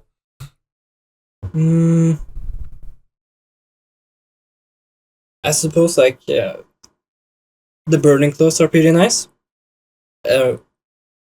Like they're worth getting. Some argue that you even skip Void Waker and go for those. Oh, okay. I'm not sure. I have heard that. Yeah, I got my Void Waker after Burning Claws. Yeah, and getting the drop rate for Dragon Warhammer was pretty solid. Like, yeah. Mm-hmm. It was maybe needlessly long. I don't know. I think I'm a big fan of the like Moons update. It's not on the chart, but it's good content. Like Bloodbark. Yeah. That's like the canonical +1 mage armor. But if you want to Blue Moon, it works perfectly fine, and I think it's great. It also, if you like want to get into doing some early raids and you are fine with like creating a little bit of a backlog for yourself, like you're gonna put yourself in a little bit of like quote unquote depth, then like you get the Eclipse and go raid. That's pretty nice. Like you get a little bit of way to do that. That is not like crossbow hell. Yeah. Yeah. Better than RCB or trying to go get an ACB. Yeah. Yeah, absolutely. Very cool. Yeah. Is there? I was gonna say go ahead, Poplo. Speaking of ACB, the only thing on the chart from God Wars Dungeon is Zami Spear, I think, right? Yeah, the Hasta. Or the Hasta? Yeah, I mean, so like... Is there a BGS or no? Oh, there's BGS. Yeah, the BGS is also there. Yeah. Yep. There used to be... No, actually, never mind. No, there used to be like the Bandos plate and chest, I think. Yeah, I think I saw that in the FAQs or something. They're just not quite worth going for. Actually tried to do that. Oh no! No, they're not on there. Never mind. I don't think it ever was, now that I think about it. Gotcha. So for the BGS, what's your recommendation for getting the shards? Do you, like, because I don't think you'll have all the shards by the time you get a hilt and a spear, maybe. You should. You should. It's 1 in 500 versus 1 in 127 per piece times 3. But I mean, of course, you get lucky on one, unlucky on the other. Okay. I still feel like, I don't know. I mean, my opinion's skewed. It's been a long time at Bandos. So, I suppose. Just both Bandos, I guess. Yeah, if you know that you're gonna get the Torva someday, or think that you maybe will, I probably like if you have the hilt, if you have the pasta, I would do the extra kills on Bandos to just get the components as well. Yeah, that's smart. Gotcha. Very good. And I mean, you need Arma for fortified as well in that regard, right? So makes sense. Good. All right. Is there anywhere on this chart you think Jagex has neglected and they should look at filling a gap, or is there anywhere that you kind of wish they inserted content if you had a magic wand and could do so? I'm not a fan of range progression, so yeah. You guys played when the blowpipe was pre-nerf, right? Oh yeah. You remember how? It was great. Yeah, it was very unbalanced. I believe it was like originally designed to be 3 tick, and then like you're forgetting that rapid exists, it was 2 tick, so it was like very, very good and very, very common. So like 512 silver for what was like rivaling mega rares. It was disaster, and it still is pretty good. Like it was nerfed, it is pretty good still. Do you want that? I mean, you're not like in a rush. But that left like a bit of a hole. Like now there's the crossbows, there's the twisted bows, and then there's the blowpipe that's still good, but it's kind of gutted. And then they add like the bowfa. It's too strong. It's it is optional, but it's like very non-optional. Yeah, it's not. You'll get made fun of. I mean, you gotta do it at some point. Yeah, but it benefits God Wars Dungeon, benefits Toa, benefits like getting the Voidbreaker. It's too good. For my account, like I played a lot during uni. I got all my melee 299 in Nightmare Zone, so the Bofa was like my best weapon for non-barrage tasks during Slayer. So I used it a lot there. It's so strong. Yeah. Yeah, it was it's hard, and you're really encouraged to go for it as early as possible because you go into the gauntlet with 0 gear, so there's 0 requirements. Yeah, exactly. Questing. Yeah, you make a great point there. It's yeah, and it's pushed also, very early. Yeah, you don't even like need that high of a mage level because of how the staff works, if I remember correctly. Yeah, the max hit, yep. And also the prayers aren't really that important, as we've discussed a little bit, so you don't like even benefit from delaying it that much in that regard. So it's a little bit harsh, I think. So grind wise, it's like it really is not that long compared to some of the other entries here. But I don't know, it's a little bit of a wall for some players. A lot of the WoW people kind of fell off at this point. Yeah, and it's really hard. I mean, I know I'm preaching the people listening to this. Well, actually, we have a pretty good spread, but a lot of people roll their eyes like, "Oh, you can learn it." But it really challenged me. It was the first difficult content I did, and it was on a timer. Yeah, I was so used to doing hard content at my own pace. I could go slow. Right. I could take my time. I could like reset my mental and wait. But in CG, you look at the top left corner and the time's ticking down. And when you're learning, you're racing the time because you're not efficient in your routing or your choices. So it was really stressful, but it does serve as a good function for like make or break it. I don't know, it's sink or swim. Are you going to stick with this game or not? Go do 400 CG and hope you aren't part of the 37% that don't get it on rate. Yeah, exactly. So what's the oh, sorry, were you done, Hoyt? No, I was done. Okay, what's the 92 range requirement before not requirement, but 92 range before going into CG? That's catching like 20,000 red tin chompas, throwing them in the Monkey Madness 2 tunnels with the elite void range and like chalice packing. And then why 92 before CG? It's for like a max hit. It's a min max. Okay. Again, like yeah. You want the hunter levels anyways. Now is a good time to do it, and you are benefiting like very directly in CG. This is like one of the only ways to actually benefit the grind. Gotcha. Because then your next max hit is like so many levels higher that it's not worth catching that many more chins to just get up to whatever. You can also do like 89. But it's a personal preference. But like 20k is just I suppose I can't actually remember the full logic, but it's yeah. And then the training is fast. It is. Yeah. It was the way I did it was I caught like 1k chins per day. That was my goal. So it wasn't like massive. Oh, there you go. Yeah. That's how you do it. Yeah, it helps to break it up. Throwing them was like 1 day's worth of work. Yeah.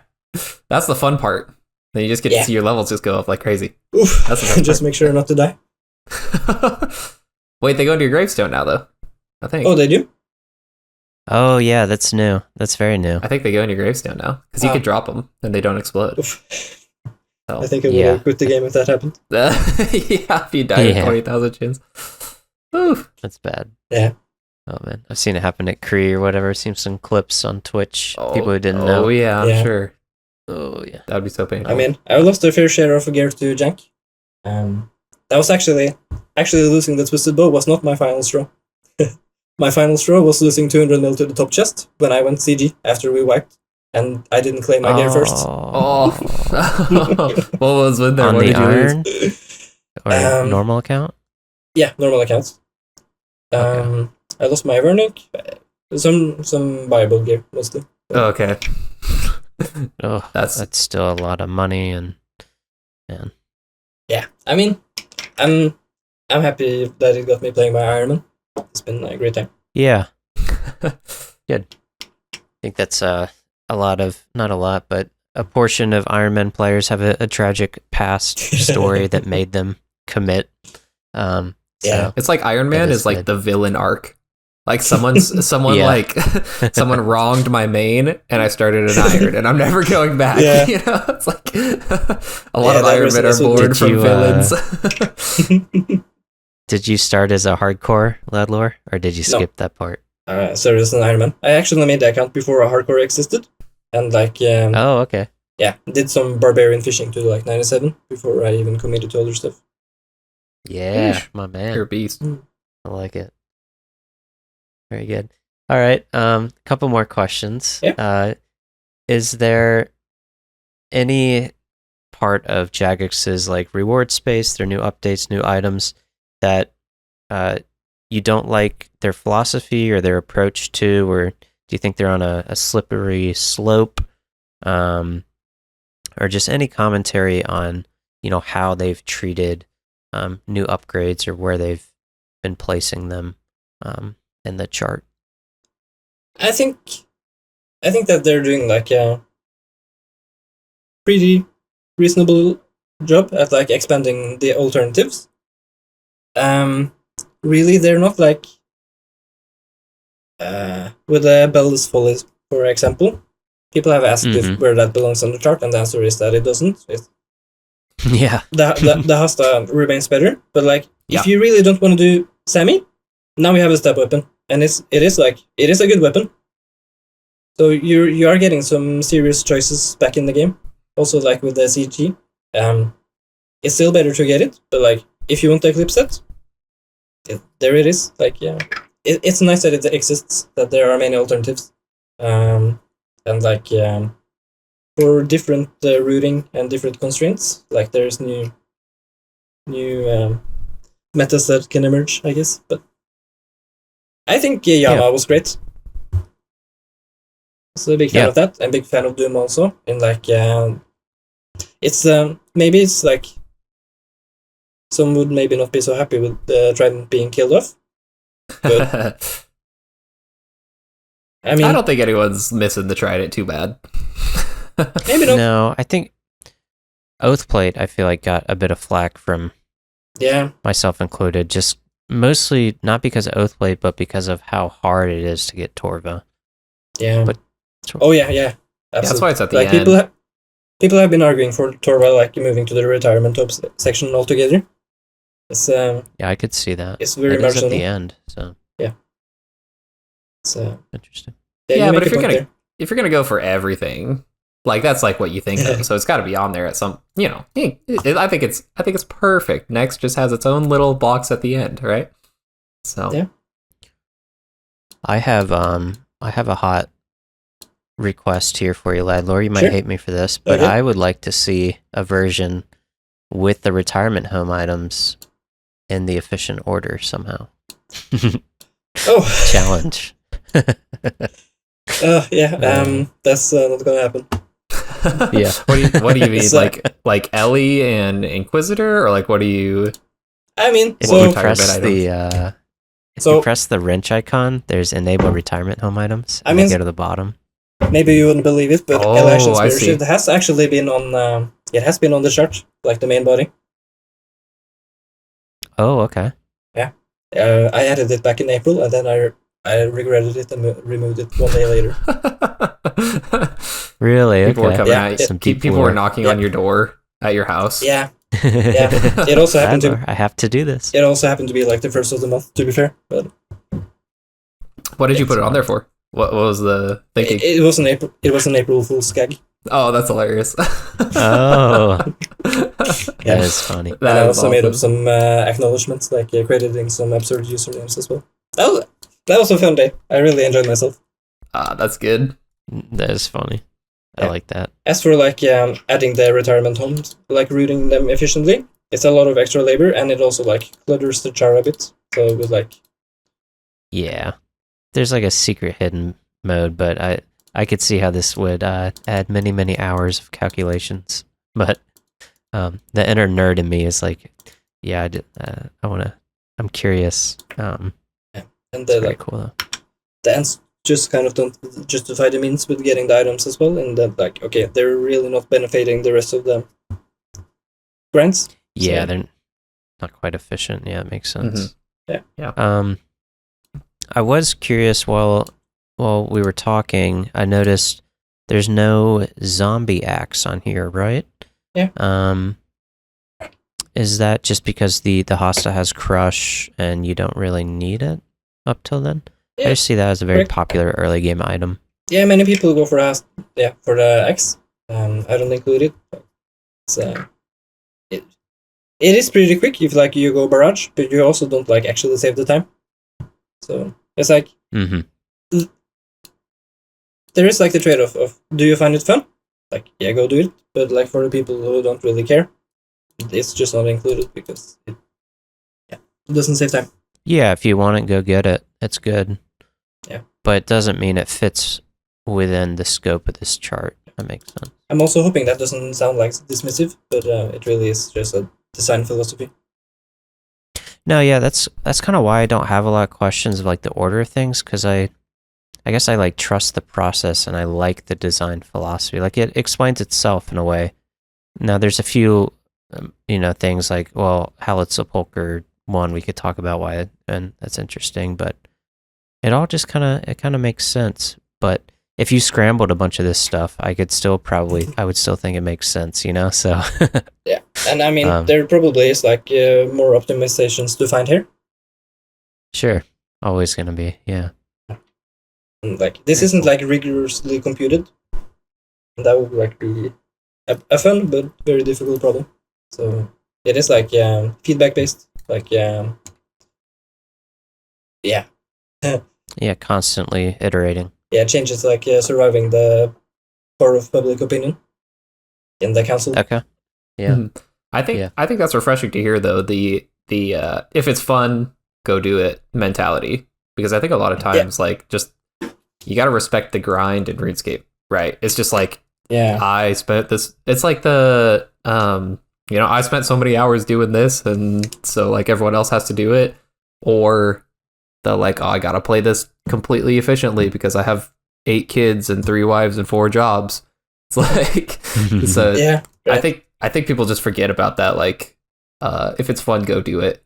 Grind too. Yeah, that's gonna save you a lot more time of getting to the end, not burning out, than doing something that you hate and never completing it. So it's a bit like with the tower, for example. This is a pitfall that I have fallen into. So I don't actually like the raid that much, so I preferably want to finish it as quickly as possible. So then I'm like, okay, I need to optimize this, which means I need to do the high invos. But when I don't enjoy them, that makes me just like not do the raid. So was it really more efficient to do like 300s where I actually do the content? Like that's how I'm in real time gonna get finished quicker. So there's like, don't optimize like the game away. Yeah. No, I think that's something a lot of us fall into. And very common. Yeah, I feel like I've observed that like the whole like progression thing, it can be a little easy to like tie it into a bit of identity, in that like, okay, if I have this self-image of like I play Iron Man and I have played it well, and then someone shows me like some document that says that something else is better, it can feel like a personal slight. I think I don't really like that. Yeah, I see it happen, and I feel like maybe some people who maybe poke or jab at this chart might take it as a personal offense because they didn't follow this path at all. And I'm reading too deeply into things, I know, but I do think some of that could just be initial shock of like, well, I didn't get 95 Runecrafting, so I'm fine. So like, this is stupid. It's like, well, it's not what it's here for. This is like a big math equation. That's how I see it, and I think it's like an engineering problem. It's very fascinating. It's an attempt anyhow. It's not like a ground truth, and so yeah. And I use a little language that I can convey that it is a little bit objective, but like there is objectiveness here. Like there are chosen criteria. That is like the subjective part. Like yeah. The bounds of the experiment. And there also is like a little culture on, okay, are you using it, are you not using it? So, I mean, the chart doesn't like encode that stuff, but it does exist, and for better or worse. Like, yeah. There is like, there are some consensuses on like, you should play Iron Man with a chart, like with a guide. You really shouldn't like protect your experience, and at the end of the day, it really needs to come down to like, do you want to or do you not want to? Yeah. Very good. I got a hot question here. You kind of answered it earlier with the BOFA, but if you could remove any step in this process, which one would you remove? You could snap it away from existence and no one remembered it was there. Is there anyone you particularly didn't enjoy doing on your account, or don't like that it is efficient? Let me think. Yeah, it's a big one. Because you're going to upset somebody, right? Poplo, is there any that you hate here? I'm looking. Personally, and no strong feelings. I don't yeah, really... it is what it is, right? Mastering Mixology is on here. Yeah. That one does kind of surprise me because it's not like PVM based, but it is essential for saving time, collecting secondaries, and saving herbs. Is that correct? Yeah. So there used to be a lot more of like achievement diary items on here, and like more pure skilling stuff. But then it was like trimmed for like being a bit more concise. This one survived that like screening process in it benefits supplies. It's same with the gem bag also. Like this one is very nice for gem mining, which is like it is crucial for Slayer. You need to like be using the expeditions and slaughter bracelets, or you're like massively impacting your grind. Like in spending more time at tasks that you don't want to do. Nah, you just have to go to the gem crab. You just have to find the crab. That's the new tech right there. Yeah. Gem mine. He doesn't give the red topaz, does he? Yeah, he does. Oh. Does he really? Yeah. Wow. You get like everything from him. I was a big Nightmare Zone guy too, so I did all my stats on 2 accounts to 99 while I worked. Yeah, I've got like 40 bracelets of slaughter in the bank on the gim just from the crab. Really? So that's awesome. I think if I had to pick something to remove on here, I don't know, maybe cop out answer, but just Toa. I feel like a lot of it. Okay. Yeah. I really appreciate that the only items that you really need are like Lightbearer, Fang, and Shadow eventually.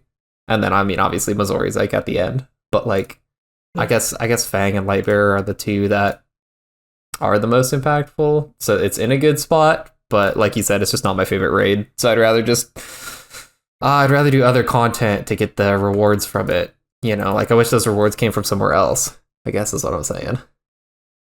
Yeah. I asked the question, but I don't think I have an answer. What was that, Ladlor? Yeah, like I do think like the actual raid is good, but if it was just like flat like TOB, that's all I want. Yeah, if they just balanced it around a normal and an expert mode. Yeah, that would have been so nice. I think like the invocation was a cool system, but also it is their most successful raid. It's like this is people's favorite raid in that it is very accessible and it is so forgiving to learn. So it is wildly popular. So I mean, it's it is. It's done the best numbers for them too. Yep. You know what? I picked one. I can't believe we didn't think of it, but we had the chance to delete Hydra from the game, and we didn't do it. There's one little Hydra tile here.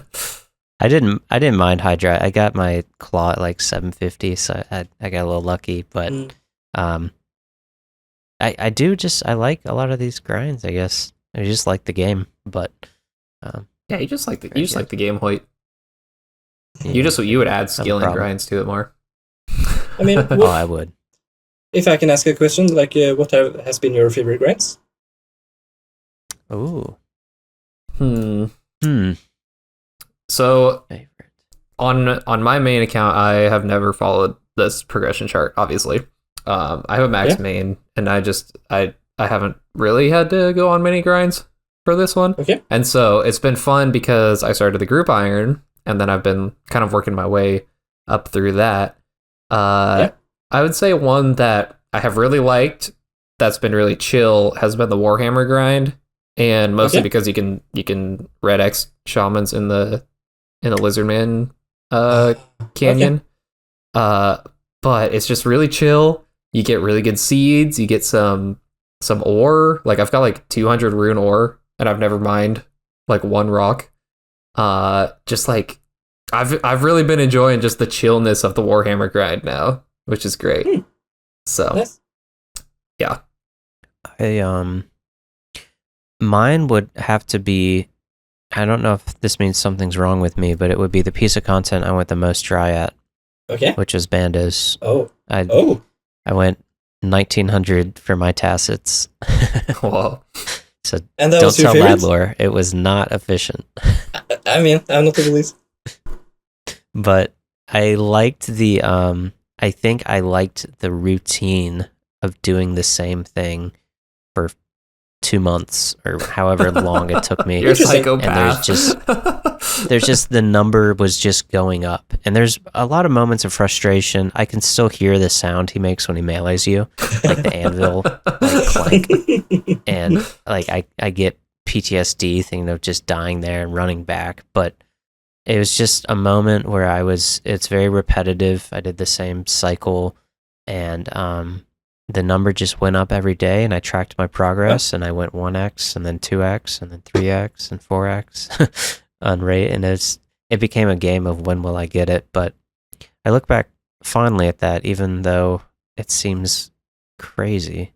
I don't know, Poplo went very, very dry for his dust at Tob, but yeah, hard mode Tob. But I imagine you look back on that era, those years, fondly. I don't know, it's probably too spread out. Yeah, but no, I definitely I did, but like Hoyt, I don't know how you did it because you're just like in there by yourself, man. Unless you were like in voice chat or something. But at least with Top, I was like the teams that I was on were great. Like that's the thing that I look back the most on is like I actually made some really great friends over that grind that I still like talk to all the time and still raid with all the time. Like that was the best part. It wasn't about it wasn't about the site splits that I missed out on because there was a lot of them, and like I don't know, that was just the best part was the social aspect. So I don't think if I locked myself in Top and it was a solo, like if I had to do that for like solo TOA, I would not have made it, man. Ooh. Like it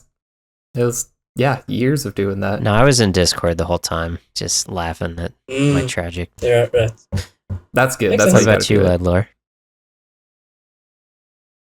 So, on my iron, I feel like I've been a bit of a ridiculous boom. So I haven't had that many long grinds.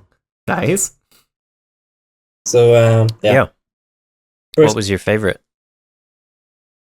I think it actually was my longest one, which was Vardorvis. It's a nice boss. I really like it. Oh, yeah. So I like that boss. It feels so good. It's like, there is the chip damage, which is, but I mean, there's you're clicking the boxes, you're hearing nice sounds, you are dodging the axes, you are hearing the noises when you mess up, and it's nice. So what did you go for your vestige? Your Ultor? I think I went slightly spooned, but not by much. So 900 or so. Actually, let me go check. Nice. It's a respectable. Yeah. I mean, Absolutely. Yeah, that one's fun because it's like the movement is like pretty simple, but it's very rewarding. Like you have to move tick perfect, but it's only 2 tiles, right? You're just running a little bit, but it's very rewarding. It's very fun. It feels like you're using all the mechanics of like a high level fight, but just in like short bursts to like do it perfectly. So the way like Hoyt described enjoying bandos is a little the same I did for War Orbits, though like with a little more spice. Like there is the repetitiveness, and to be honest, I like sucked for a while at that content, but like when I didn't, it was so chill. we all did, don't worry. Yeah, I still do. I didn't even get my blood gem for Inferno. That boss is hard, man. It is. Yeah, you got my respect. it is. He's tough. Mm. All right. Poplo, I have one last question, but first, Poplo, do you have anything else you want to ask about the chart? Sure, maybe not about the chart, but hopefully this isn't getting into yours, but I was gonna get Ladlor, what's your take on like power creep? How do you think about power creep coming in, especially with like Raids 4 coming in sometime this year and stuff like that? Are you for or against it, or where do you stand on that? So that's a hard question. Let me think.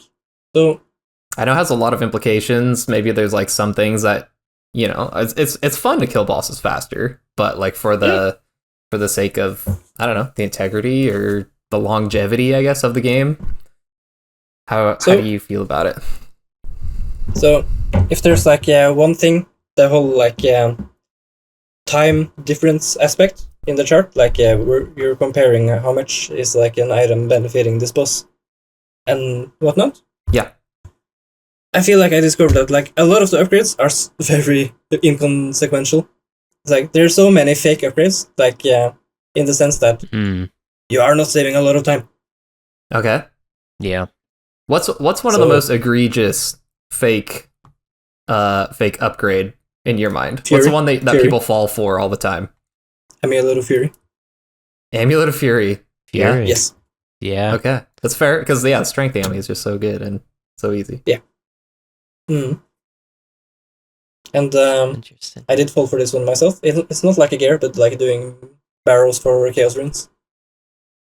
Oh, barrels. Oh. Okay, for Chaos Runes, yeah. Yeah.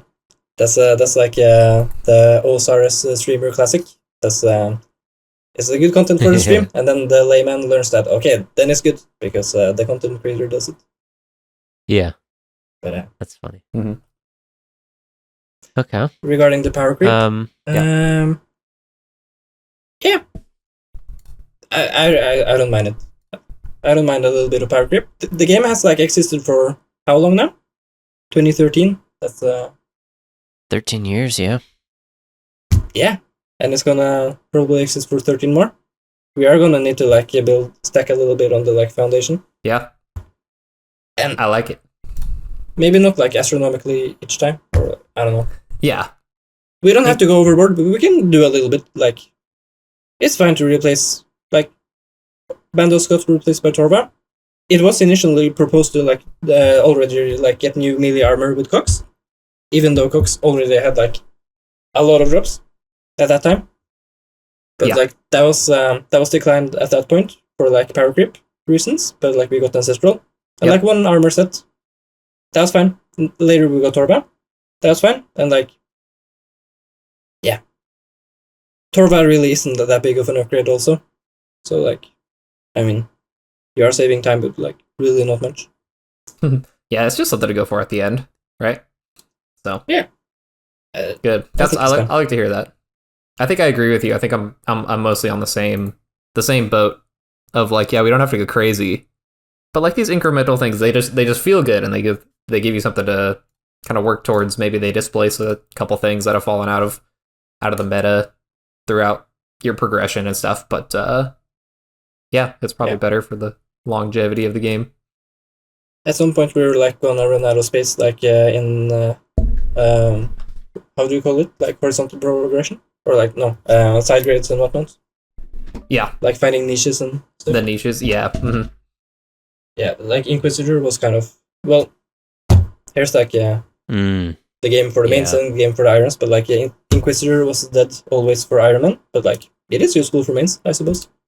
So I mean, you maybe gotta draw a distinction there, but like, yeah, I'm not a massive fan of like very specialized or like niche side grades. Mm-hmm. Interesting. Yeah. Hoyt, do you have anything to say about that?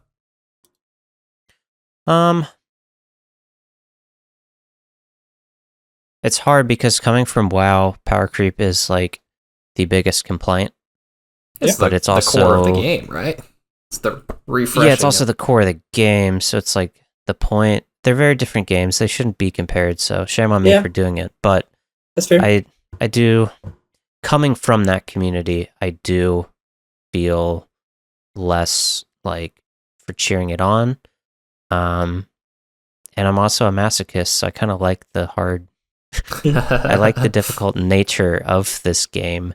And we all know I'm not a very good player myself, so I'm not being an elitist, but I like that things are challenging and slow and hard, and you're like Sisyphus pushing the rock. Is that how you say his name? Is that the guy pushing the rock up the hill? Yeah, I like that. So I'm always on the side of doing it slowly, but I think, new items should feel good. I think the Bell's Folly is a good example of an item that probably should be better than what it is, but I understand why it's not. Also, I haven't run the calcs. It sounds like it does have some use, so that's good, but I hate seeing content that's dead on arrival. So what about they walk a very fine line. The Arcane Blade is also like fairly new, and I think that also is quite nice. It's like you get it from a quest. Yeah, I saw it. Yep. Solid step weapon. Solid spec weapon. I think that was a great one. Yeah. Yeah, I saw that was nice and early on there. So kudos to them for that, and really cool boss fight on that that quest. It's fun. Cool. All right. Well, Ladlor, at this time, I'll just open the floor to you. If there's any, initially my question was going to be, are there any misconceptions you'd like people to hear from you if you wish they knew before reading about the chart or asking? And then also just any topics you wanted to speak with us on the chart. Well, first of all, thank you. But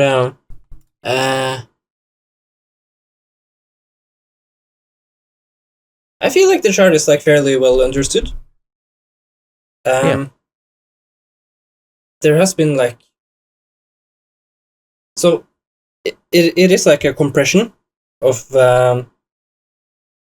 replacing like very long documents into a very concise format, which is like pretty lossy. You're losing a lot of information, and it's like doing the best to be a fair compromise between like there's not so much info here, but hold on, let me revisit that thought. Yeah, you don't have paragraphs of explanation. It's just the icons. Yeah. Yeah, so they're like, the icons are doing a lot of work in what they are communicating, and like you kind of do need some familiarity with the game. Like you can hover an item, you can see what it is, but you can't like necessarily always interpret it very well. Like what does the Sepulcher shard mean? Why do I care about 70 range? Like why do I care about 69 range? Why do I need the Pharaoh Scepter? Like that one is for ancients, like saving time during Slayer. Yep. But at some point, you have to have that without having a whole paragraph explanation of everything. So in spite of all that, I think people are like doing people are understanding the chart like very well, and I'm very pleased. So I feel like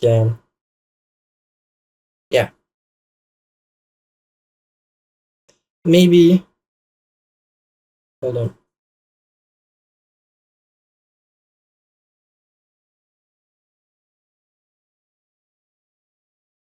So maybe one misconception is like, what is this resource trying to do? Really, it is like like I've already said, it's like for inspiration. It's a tool. Like you use it however you want. You have my blessings to like use it however you want. It's not like and it's not even an endorsement of like this is how you play the game. So maybe that misconception in that like I don't want it to be oppressive or like invalidating people's experience and like this is how I want to play the game and that's fine. But yeah, it's I mean, it is what it is. Yeah, take it with a grain of salt. Have fun with it. Do what's fun with it. Yeah, it's whatever you make it. Yeah, absolutely. If you want to make it an evil thing, it can be, I guess. But just use it as a tool. It's like I see it as like the efficient quest guide. It's an order of things that you can do to finish it in the shortest time possible. That one's maybe a little more objective because you have like skill levels and XP, but you could also, most people don't do it, you know, from number 1 to 180. They jump around quite a bit, just like you should with any chart or document. So I think this is especially good for people like myself and many others who have decision paralysis. Right. What should I do next? And for me, I just look at the first empty cell on this. I'm like, well, I should probably do that. Do I want to do that? Or should I go to the next one? Or invent my own? So I think it's great. Arguably, one of the criticisms of this chart is that, like, it can be hard to infer, like, what can reasonably be skipped and what can't. Like, some things are way less negotiable than others here. Right. Trying to think of examples. Like the Warhammer, for example. Like, if you don't know the game, you don't really... Well, it's at this point where, like, ideally you go look it up at this point. Like, try to figure out. So, in that regard, the chart doesn't even need to do all the heavy lifting there. It just needs to make you, like, ask the question why, and then you can answer it on your own and probably be correct. Yeah. Very good. We do have a couple viewer questions. If you want to hang around and answer these, they're not. They're always a little interesting. There's 3 of those. But at this time, I will ask: are there any links or YouTube or any shoutouts that you want to give for yourself in that regard? I mean, my own. No. If you see me in game, feel free to say hi. I do always appreciate that. That feels like pretty cool. Shout out to RuneScape for all the work they do for this resource. And I think that's about it. Yeah. There's a link to the RuneScape Discord on ladlorchart.com. Yeah. So definitely check that out. And this will be a cool, like, historical piece. You can see the video of us talking about this chart because it's constantly changing.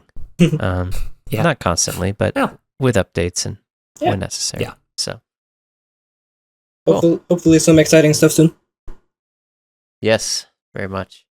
All right. Well, unless there's any more questions on the chart, we will head over to our bonus segment, the chest room. That sound good for you guys? Sounds good. Sounds good to me. All right, we'll see you over there.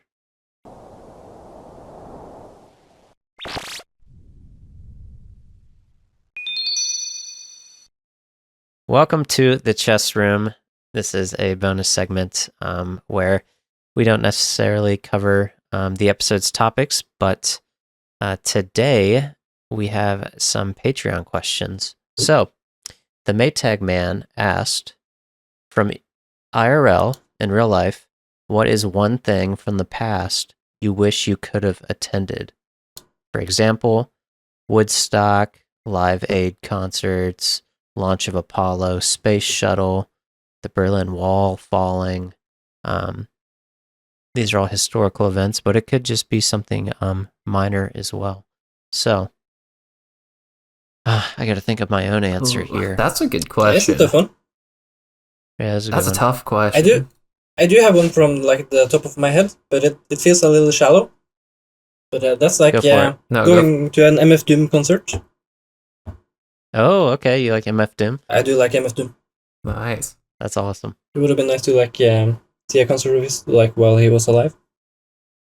Yeah. Rest in peace. Yeah. He passed during COVID, right? Yeah. Or is it before that? He died on fucking Halloween, and then they announced No it way. on like New Year's. Yeah, that was crazy. Whoa. Man, that is crazy. Rest in peace. Yeah. I suppose that's fine. No, that's a good one. I'll say something. I love Stevie Wonder. Okay. He's still alive, knock on wood. He's doing great, but I wish I could have. I'd still love to see him, but it would be cool to see like young Stevie Wonder back in the day when he's just still producing his albums and stuff. Songs from the Key of Life is probably one of my favorite albums of all time. So maybe like a Stevie Wonder concert back in the day. I think these are all music focused. I wish I could think of one that isn't though. But Okay, I got one. That's not music focused. okay. But okay, we're just gonna assume that like I'm perfectly safe and that I know what's gonna happen, and so that I can avoid all disaster. Where's this going? I'm worried. I think like it'd be really cool. Well, obviously like dinosaur times would just be awesome. But I'm thinking like more like ancient times when kind of like Pompeii comes to mind for me, of like when the volcano is erupting. Like if I could just watch from afar and just like, I don't know, I think I've never seen like a volcano eruption. I think that's kind of, I don't know, that sounds kind of morbid of just like watching so many people dying, but like you would have stopped. I would have stopped. Like, yeah, I go back and be a hero. Hey guys, I think we need to leave first, and then we gotta go. Yeah, and then watch the city get buried in rubble and lava. So, yeah. Oh, That's good. I thought you were like on a stop the volcano. Yeah, Like plug it. Yeah. I'll put a big cork in it. We're gonna work on it 1,000 years before it actually happens. Shovel the dirt back into it. Yeah. We're just gonna dump a ton of water in there to cool it off. Actually. Yeah. I have a secondary answer. Okay. I'd like to be there the night of December 16th, 1773, the Boston Tea Party, baby. the American Revolution. No, it'd be just a big middle finger to the government and throwing England's tea into the harbor. We're not paying your taxes. So that'd be cool. All right. Any other ideas that came to you guys? I don't know. Let me go on to the next one. I think that's good for me. All right. Yeah. We have up next, Butya asked if you read any books, which is your favorite. If you read any books, I'm sure we've all read a book. If you read any books, which is your favorite genre, and what book did you enjoy the most? For instance, my favorite genre is fantasy, and I love the Wheel of Time series. Don't come at me. I have seen the show, and it sucks. It's any Wheel of Time show watchers. Don't ask him about that show. But I've never seen it, so I don't have an opinion on that one. I've heard of it. Yeah. So I'll go with the low-hanging fruit. Hopefully I don't steal your answer, Ladlor, but I'm a big Lord of the Rings nerd. is that right? I'm gonna do the Fellowship. And my favorite genre is fantasy. I loved I don't know, as a kid, these are really common, but Series of Unfortunate Events. Those are bangers, yes, dude, I read those too. Yeah. And the Spiderwick Chronicles, I love those as a kid. Those are very fantasy driven. But yeah, I'll throw those out there, but just the most low-hanging fruit ever of some Tolkien Lord of the Rings. Yeah, valid. I do when I just like when I listen to something in bed, I put on some indie geek, and he talks about some Lord of the Rings shit, like Sauron's tax policies, or like Gandalf's fast horse, or like could Sauron actually see Frodo with the ring on, kind of stuff. I've seen those. Yeah. Yeah, I really love that channel. It's like top 3 for me. That's awesome. I gotta watch this. I've never clicked. Yeah, that sounds cool. Yeah. But yeah, regrettably, like I used to read a lot as a kid, but not anymore. But I really enjoyed The Hobbit. Yeah. And I feel like I engage with literature like more like not in form of books. But I have started to read Dune, and also Do Androids the Dream of Electric Sheep. So in general, I'm like a big sci-fi fan. Yeah. How sci-fi is cool. Okay, I have a hot take on Dune. Okay. I thought it was the most boring book I've ever read in my life. I actually listened to it on audiobook, and oh my gosh, dude, the dialogue freaking killed me. It was like, this person says something, and then this next person thinks about what they said and how it's translated, or how they receive it, and then they think about their response, and then they say their response, and then they reflect on their response, whether it landed well. And then it goes back to the next person, and then they receive the response. I don't know. There's so much like stuff in between the dialogue that it's just like, oh my gosh, just say the stuff. Like it takes forever to. And then spoiler, well, not really spoiler, but the main character like sleeps through the whole half the book. Careful. I have not made it far at all. It's not a spoiler, but you'll get there. Anyways. Okay. I have a gripe with it, but I hope you enjoy it a lot more than I do. I'm sorry for trashing it before you've even finished it. But I mean, so what I've heard is that it is like a long read, and it's a bit dense. Possibly a little too much for me. I've had the book for 2 years. I made it like 1/10 of the way through. Okay. Because it's very difficult to open it. The world building and stuff it takes a while, but it's very good. I do like that. Like I love some good world building. Yeah. I like that's great. I feel like they do a good job with, kind of like politics and like planet houses and stuff like that without getting like too into just like the structure and the history of everything. Like you can kind of figure it out a little bit for yourself as you go. So I do really like that. I think that the creative writing is great for it. Sometimes just the dialogue gets to me a little bit. So Can I ask what you guys think about like the RuneScape lore, like your world building?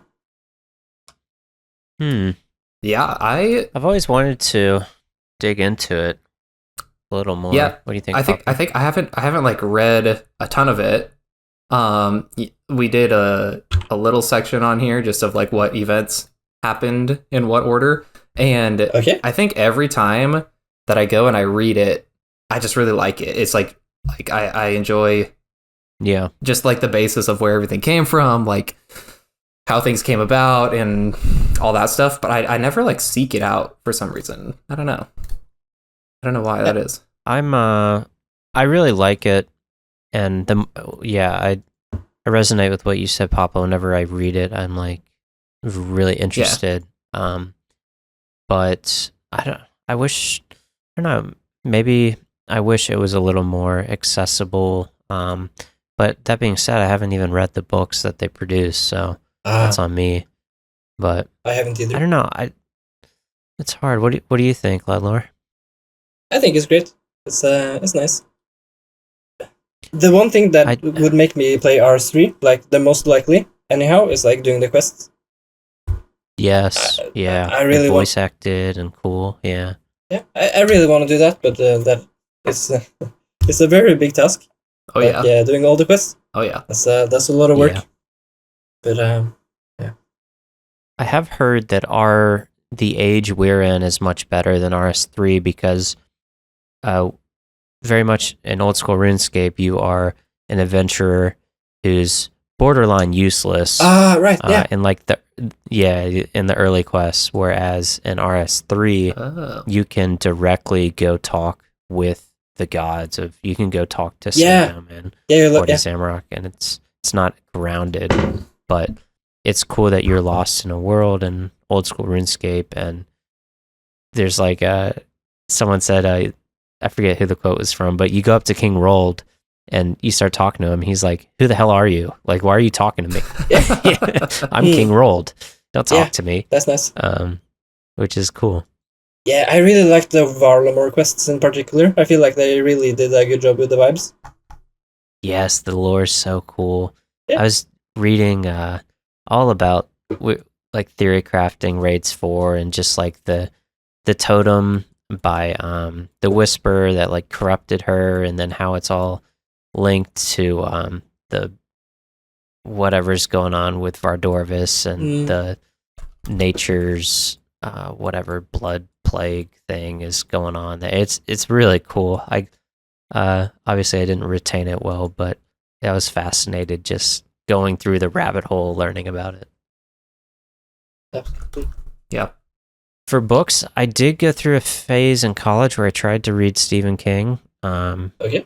And I read like half of it. This is way before there's talks of a movie or anything.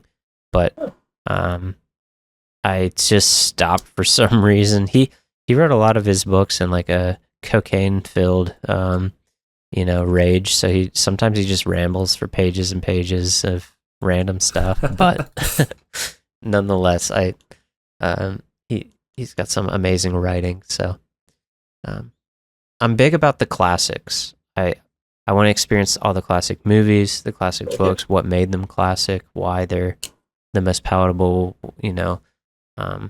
Some people call it boring to just read all the mainstream stuff, but I feel like I need to like study it for why it's become mainstream. So Stephen King's got a lot of mainstream books. So. Yeah, I respect it. Yeah. All right. I think my favorite book series that I've read is Red Rising. I really liked the series. I don't know. What are those about? I'm not familiar. Same thing. It's fantasy, but it's like set in kind of a futuristic society where, depending on where you're born, you're assigned into like a color class of there's like pinks or that's racist. Yeah, well, it's like it's there's what's it called? Like when you critique your own society in daytimes. I don't know. I can't think of what the literary term is, but not actually. But anyways, yeah, I get what you mean, but I can't remember either. Yeah, but so like the golds are at the top, and so they're like almost like superhuman, like super strong and stuff like that. And basically, what it is like in the first couple chapters, there's like a red, and they're like the low level like mining colonies and stuff like that. And they're obviously like getting picked on by the upper like classes or upper colors.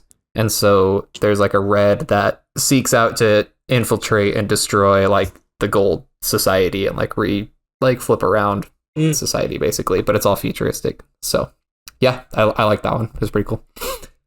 That sounds pretty cool. Yeah, it's fun. And they're not too big of there's kind of two trilogies, and so you can just read the first like trilogy, and then there's a second one that kind of follows. I think it's after the original, and I haven't read the second trilogy, but the books aren't too big, so like you can get through them in a bit. I'm a big audiobook guy. I listen to audiobooks a lot when I work, and so those were a good one that I listened to last year when I was working.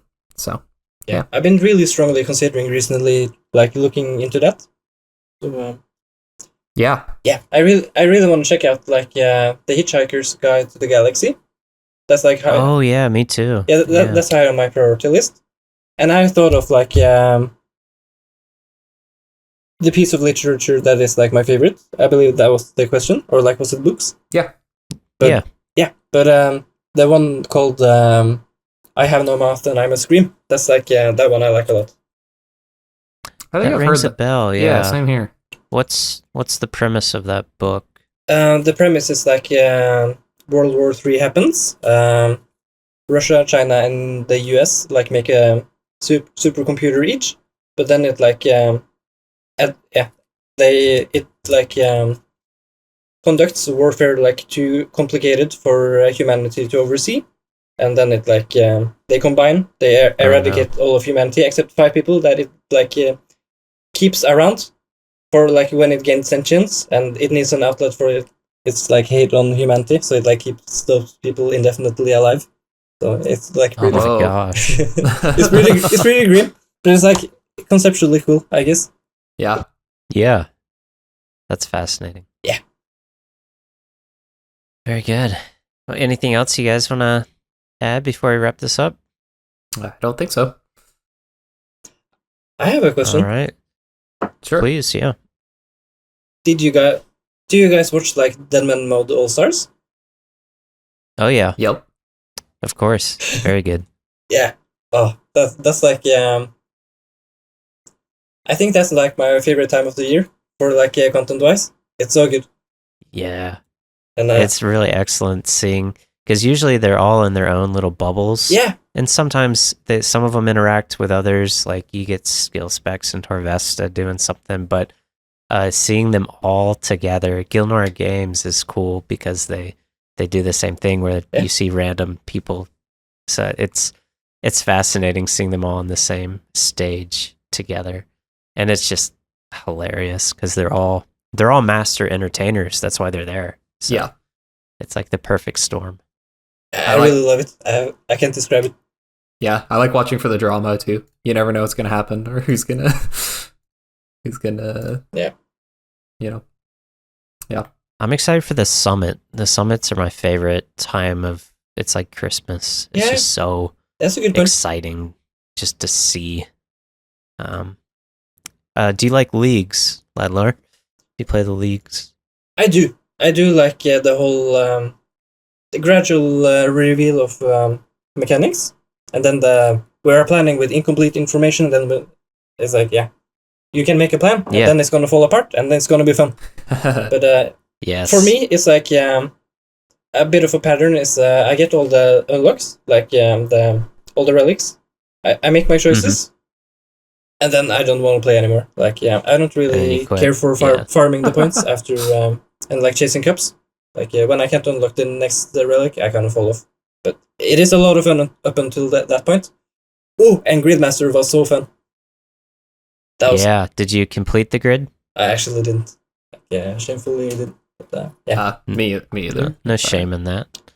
It's a temporary game mode. I think you got farther than Poplo, though. I don't think Poplo. I think you did. How many hours did you get? Like 2? 2 hours, yeah. That's good. I had like a big binge of Gridmaster is good, but you don't get to play with the unlocks because you truly are done. There are no points to farm. Yeah. So it was kind of weird. But I think that's nice. Like it is like a short little side tangent. Like you start it and then you finish it, and it like respects your time. Yeah, very much. And it was a lot of fun. And if you want like skill expression here, you can try to do it fast. Like there is like a cold one. Yeah, there is like a finite task list to optimize here, and people did like stretch it really far. It was pretty cool. Yeah. Yeah, that's very true. Mm-hmm. You made me think. We're talking about late releases. What's your quick take on sailing? Are you a fan? Are you a hater? I love it. You love it? I love it. So if you liked Runecrafting, I knew you're gonna have a good take. So what I really like about sailing is that like they like successfully added a skill. Like they made it fit thematically. Like okay, this is infrastructure. This is like how you get around the map. This is how you get to places you can't get, and they like make the exploration canonical to the skill, implementing like via the charting. I think that's so genius. I really love that you are giving XP and like a collection log kind of setup, but like go here and here and here and like interact with these things, and it's like so thematically valid. I love it. I love charting as well. It's like the completionist. As soon as I heard there's going to be a book full of things you had to do, I was like, yes, it's like leagues. But yeah, it's the clogger brain rot. Yes. Are you a clogger yourself? Or do you find yourself going after them or caring about the number you have? I like when number go up. How many clogs do you have Mm, in a ballpark? I'm not sure. It's around like 600, I think. 500, 600. One Okay. of those. Yeah. There you go. Nice. Very good. Mhm. All right. Anything else you guys want to throw in here? I think that's it for me.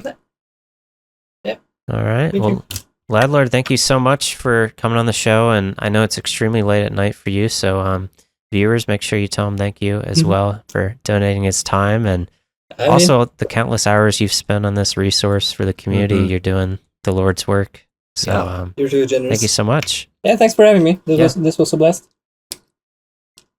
Awesome. Well, thank you guys. We will see you next week for the next episode. Make sure you check out loudlordchart.com.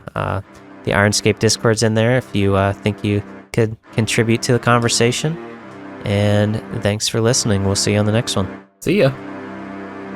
Bye bye.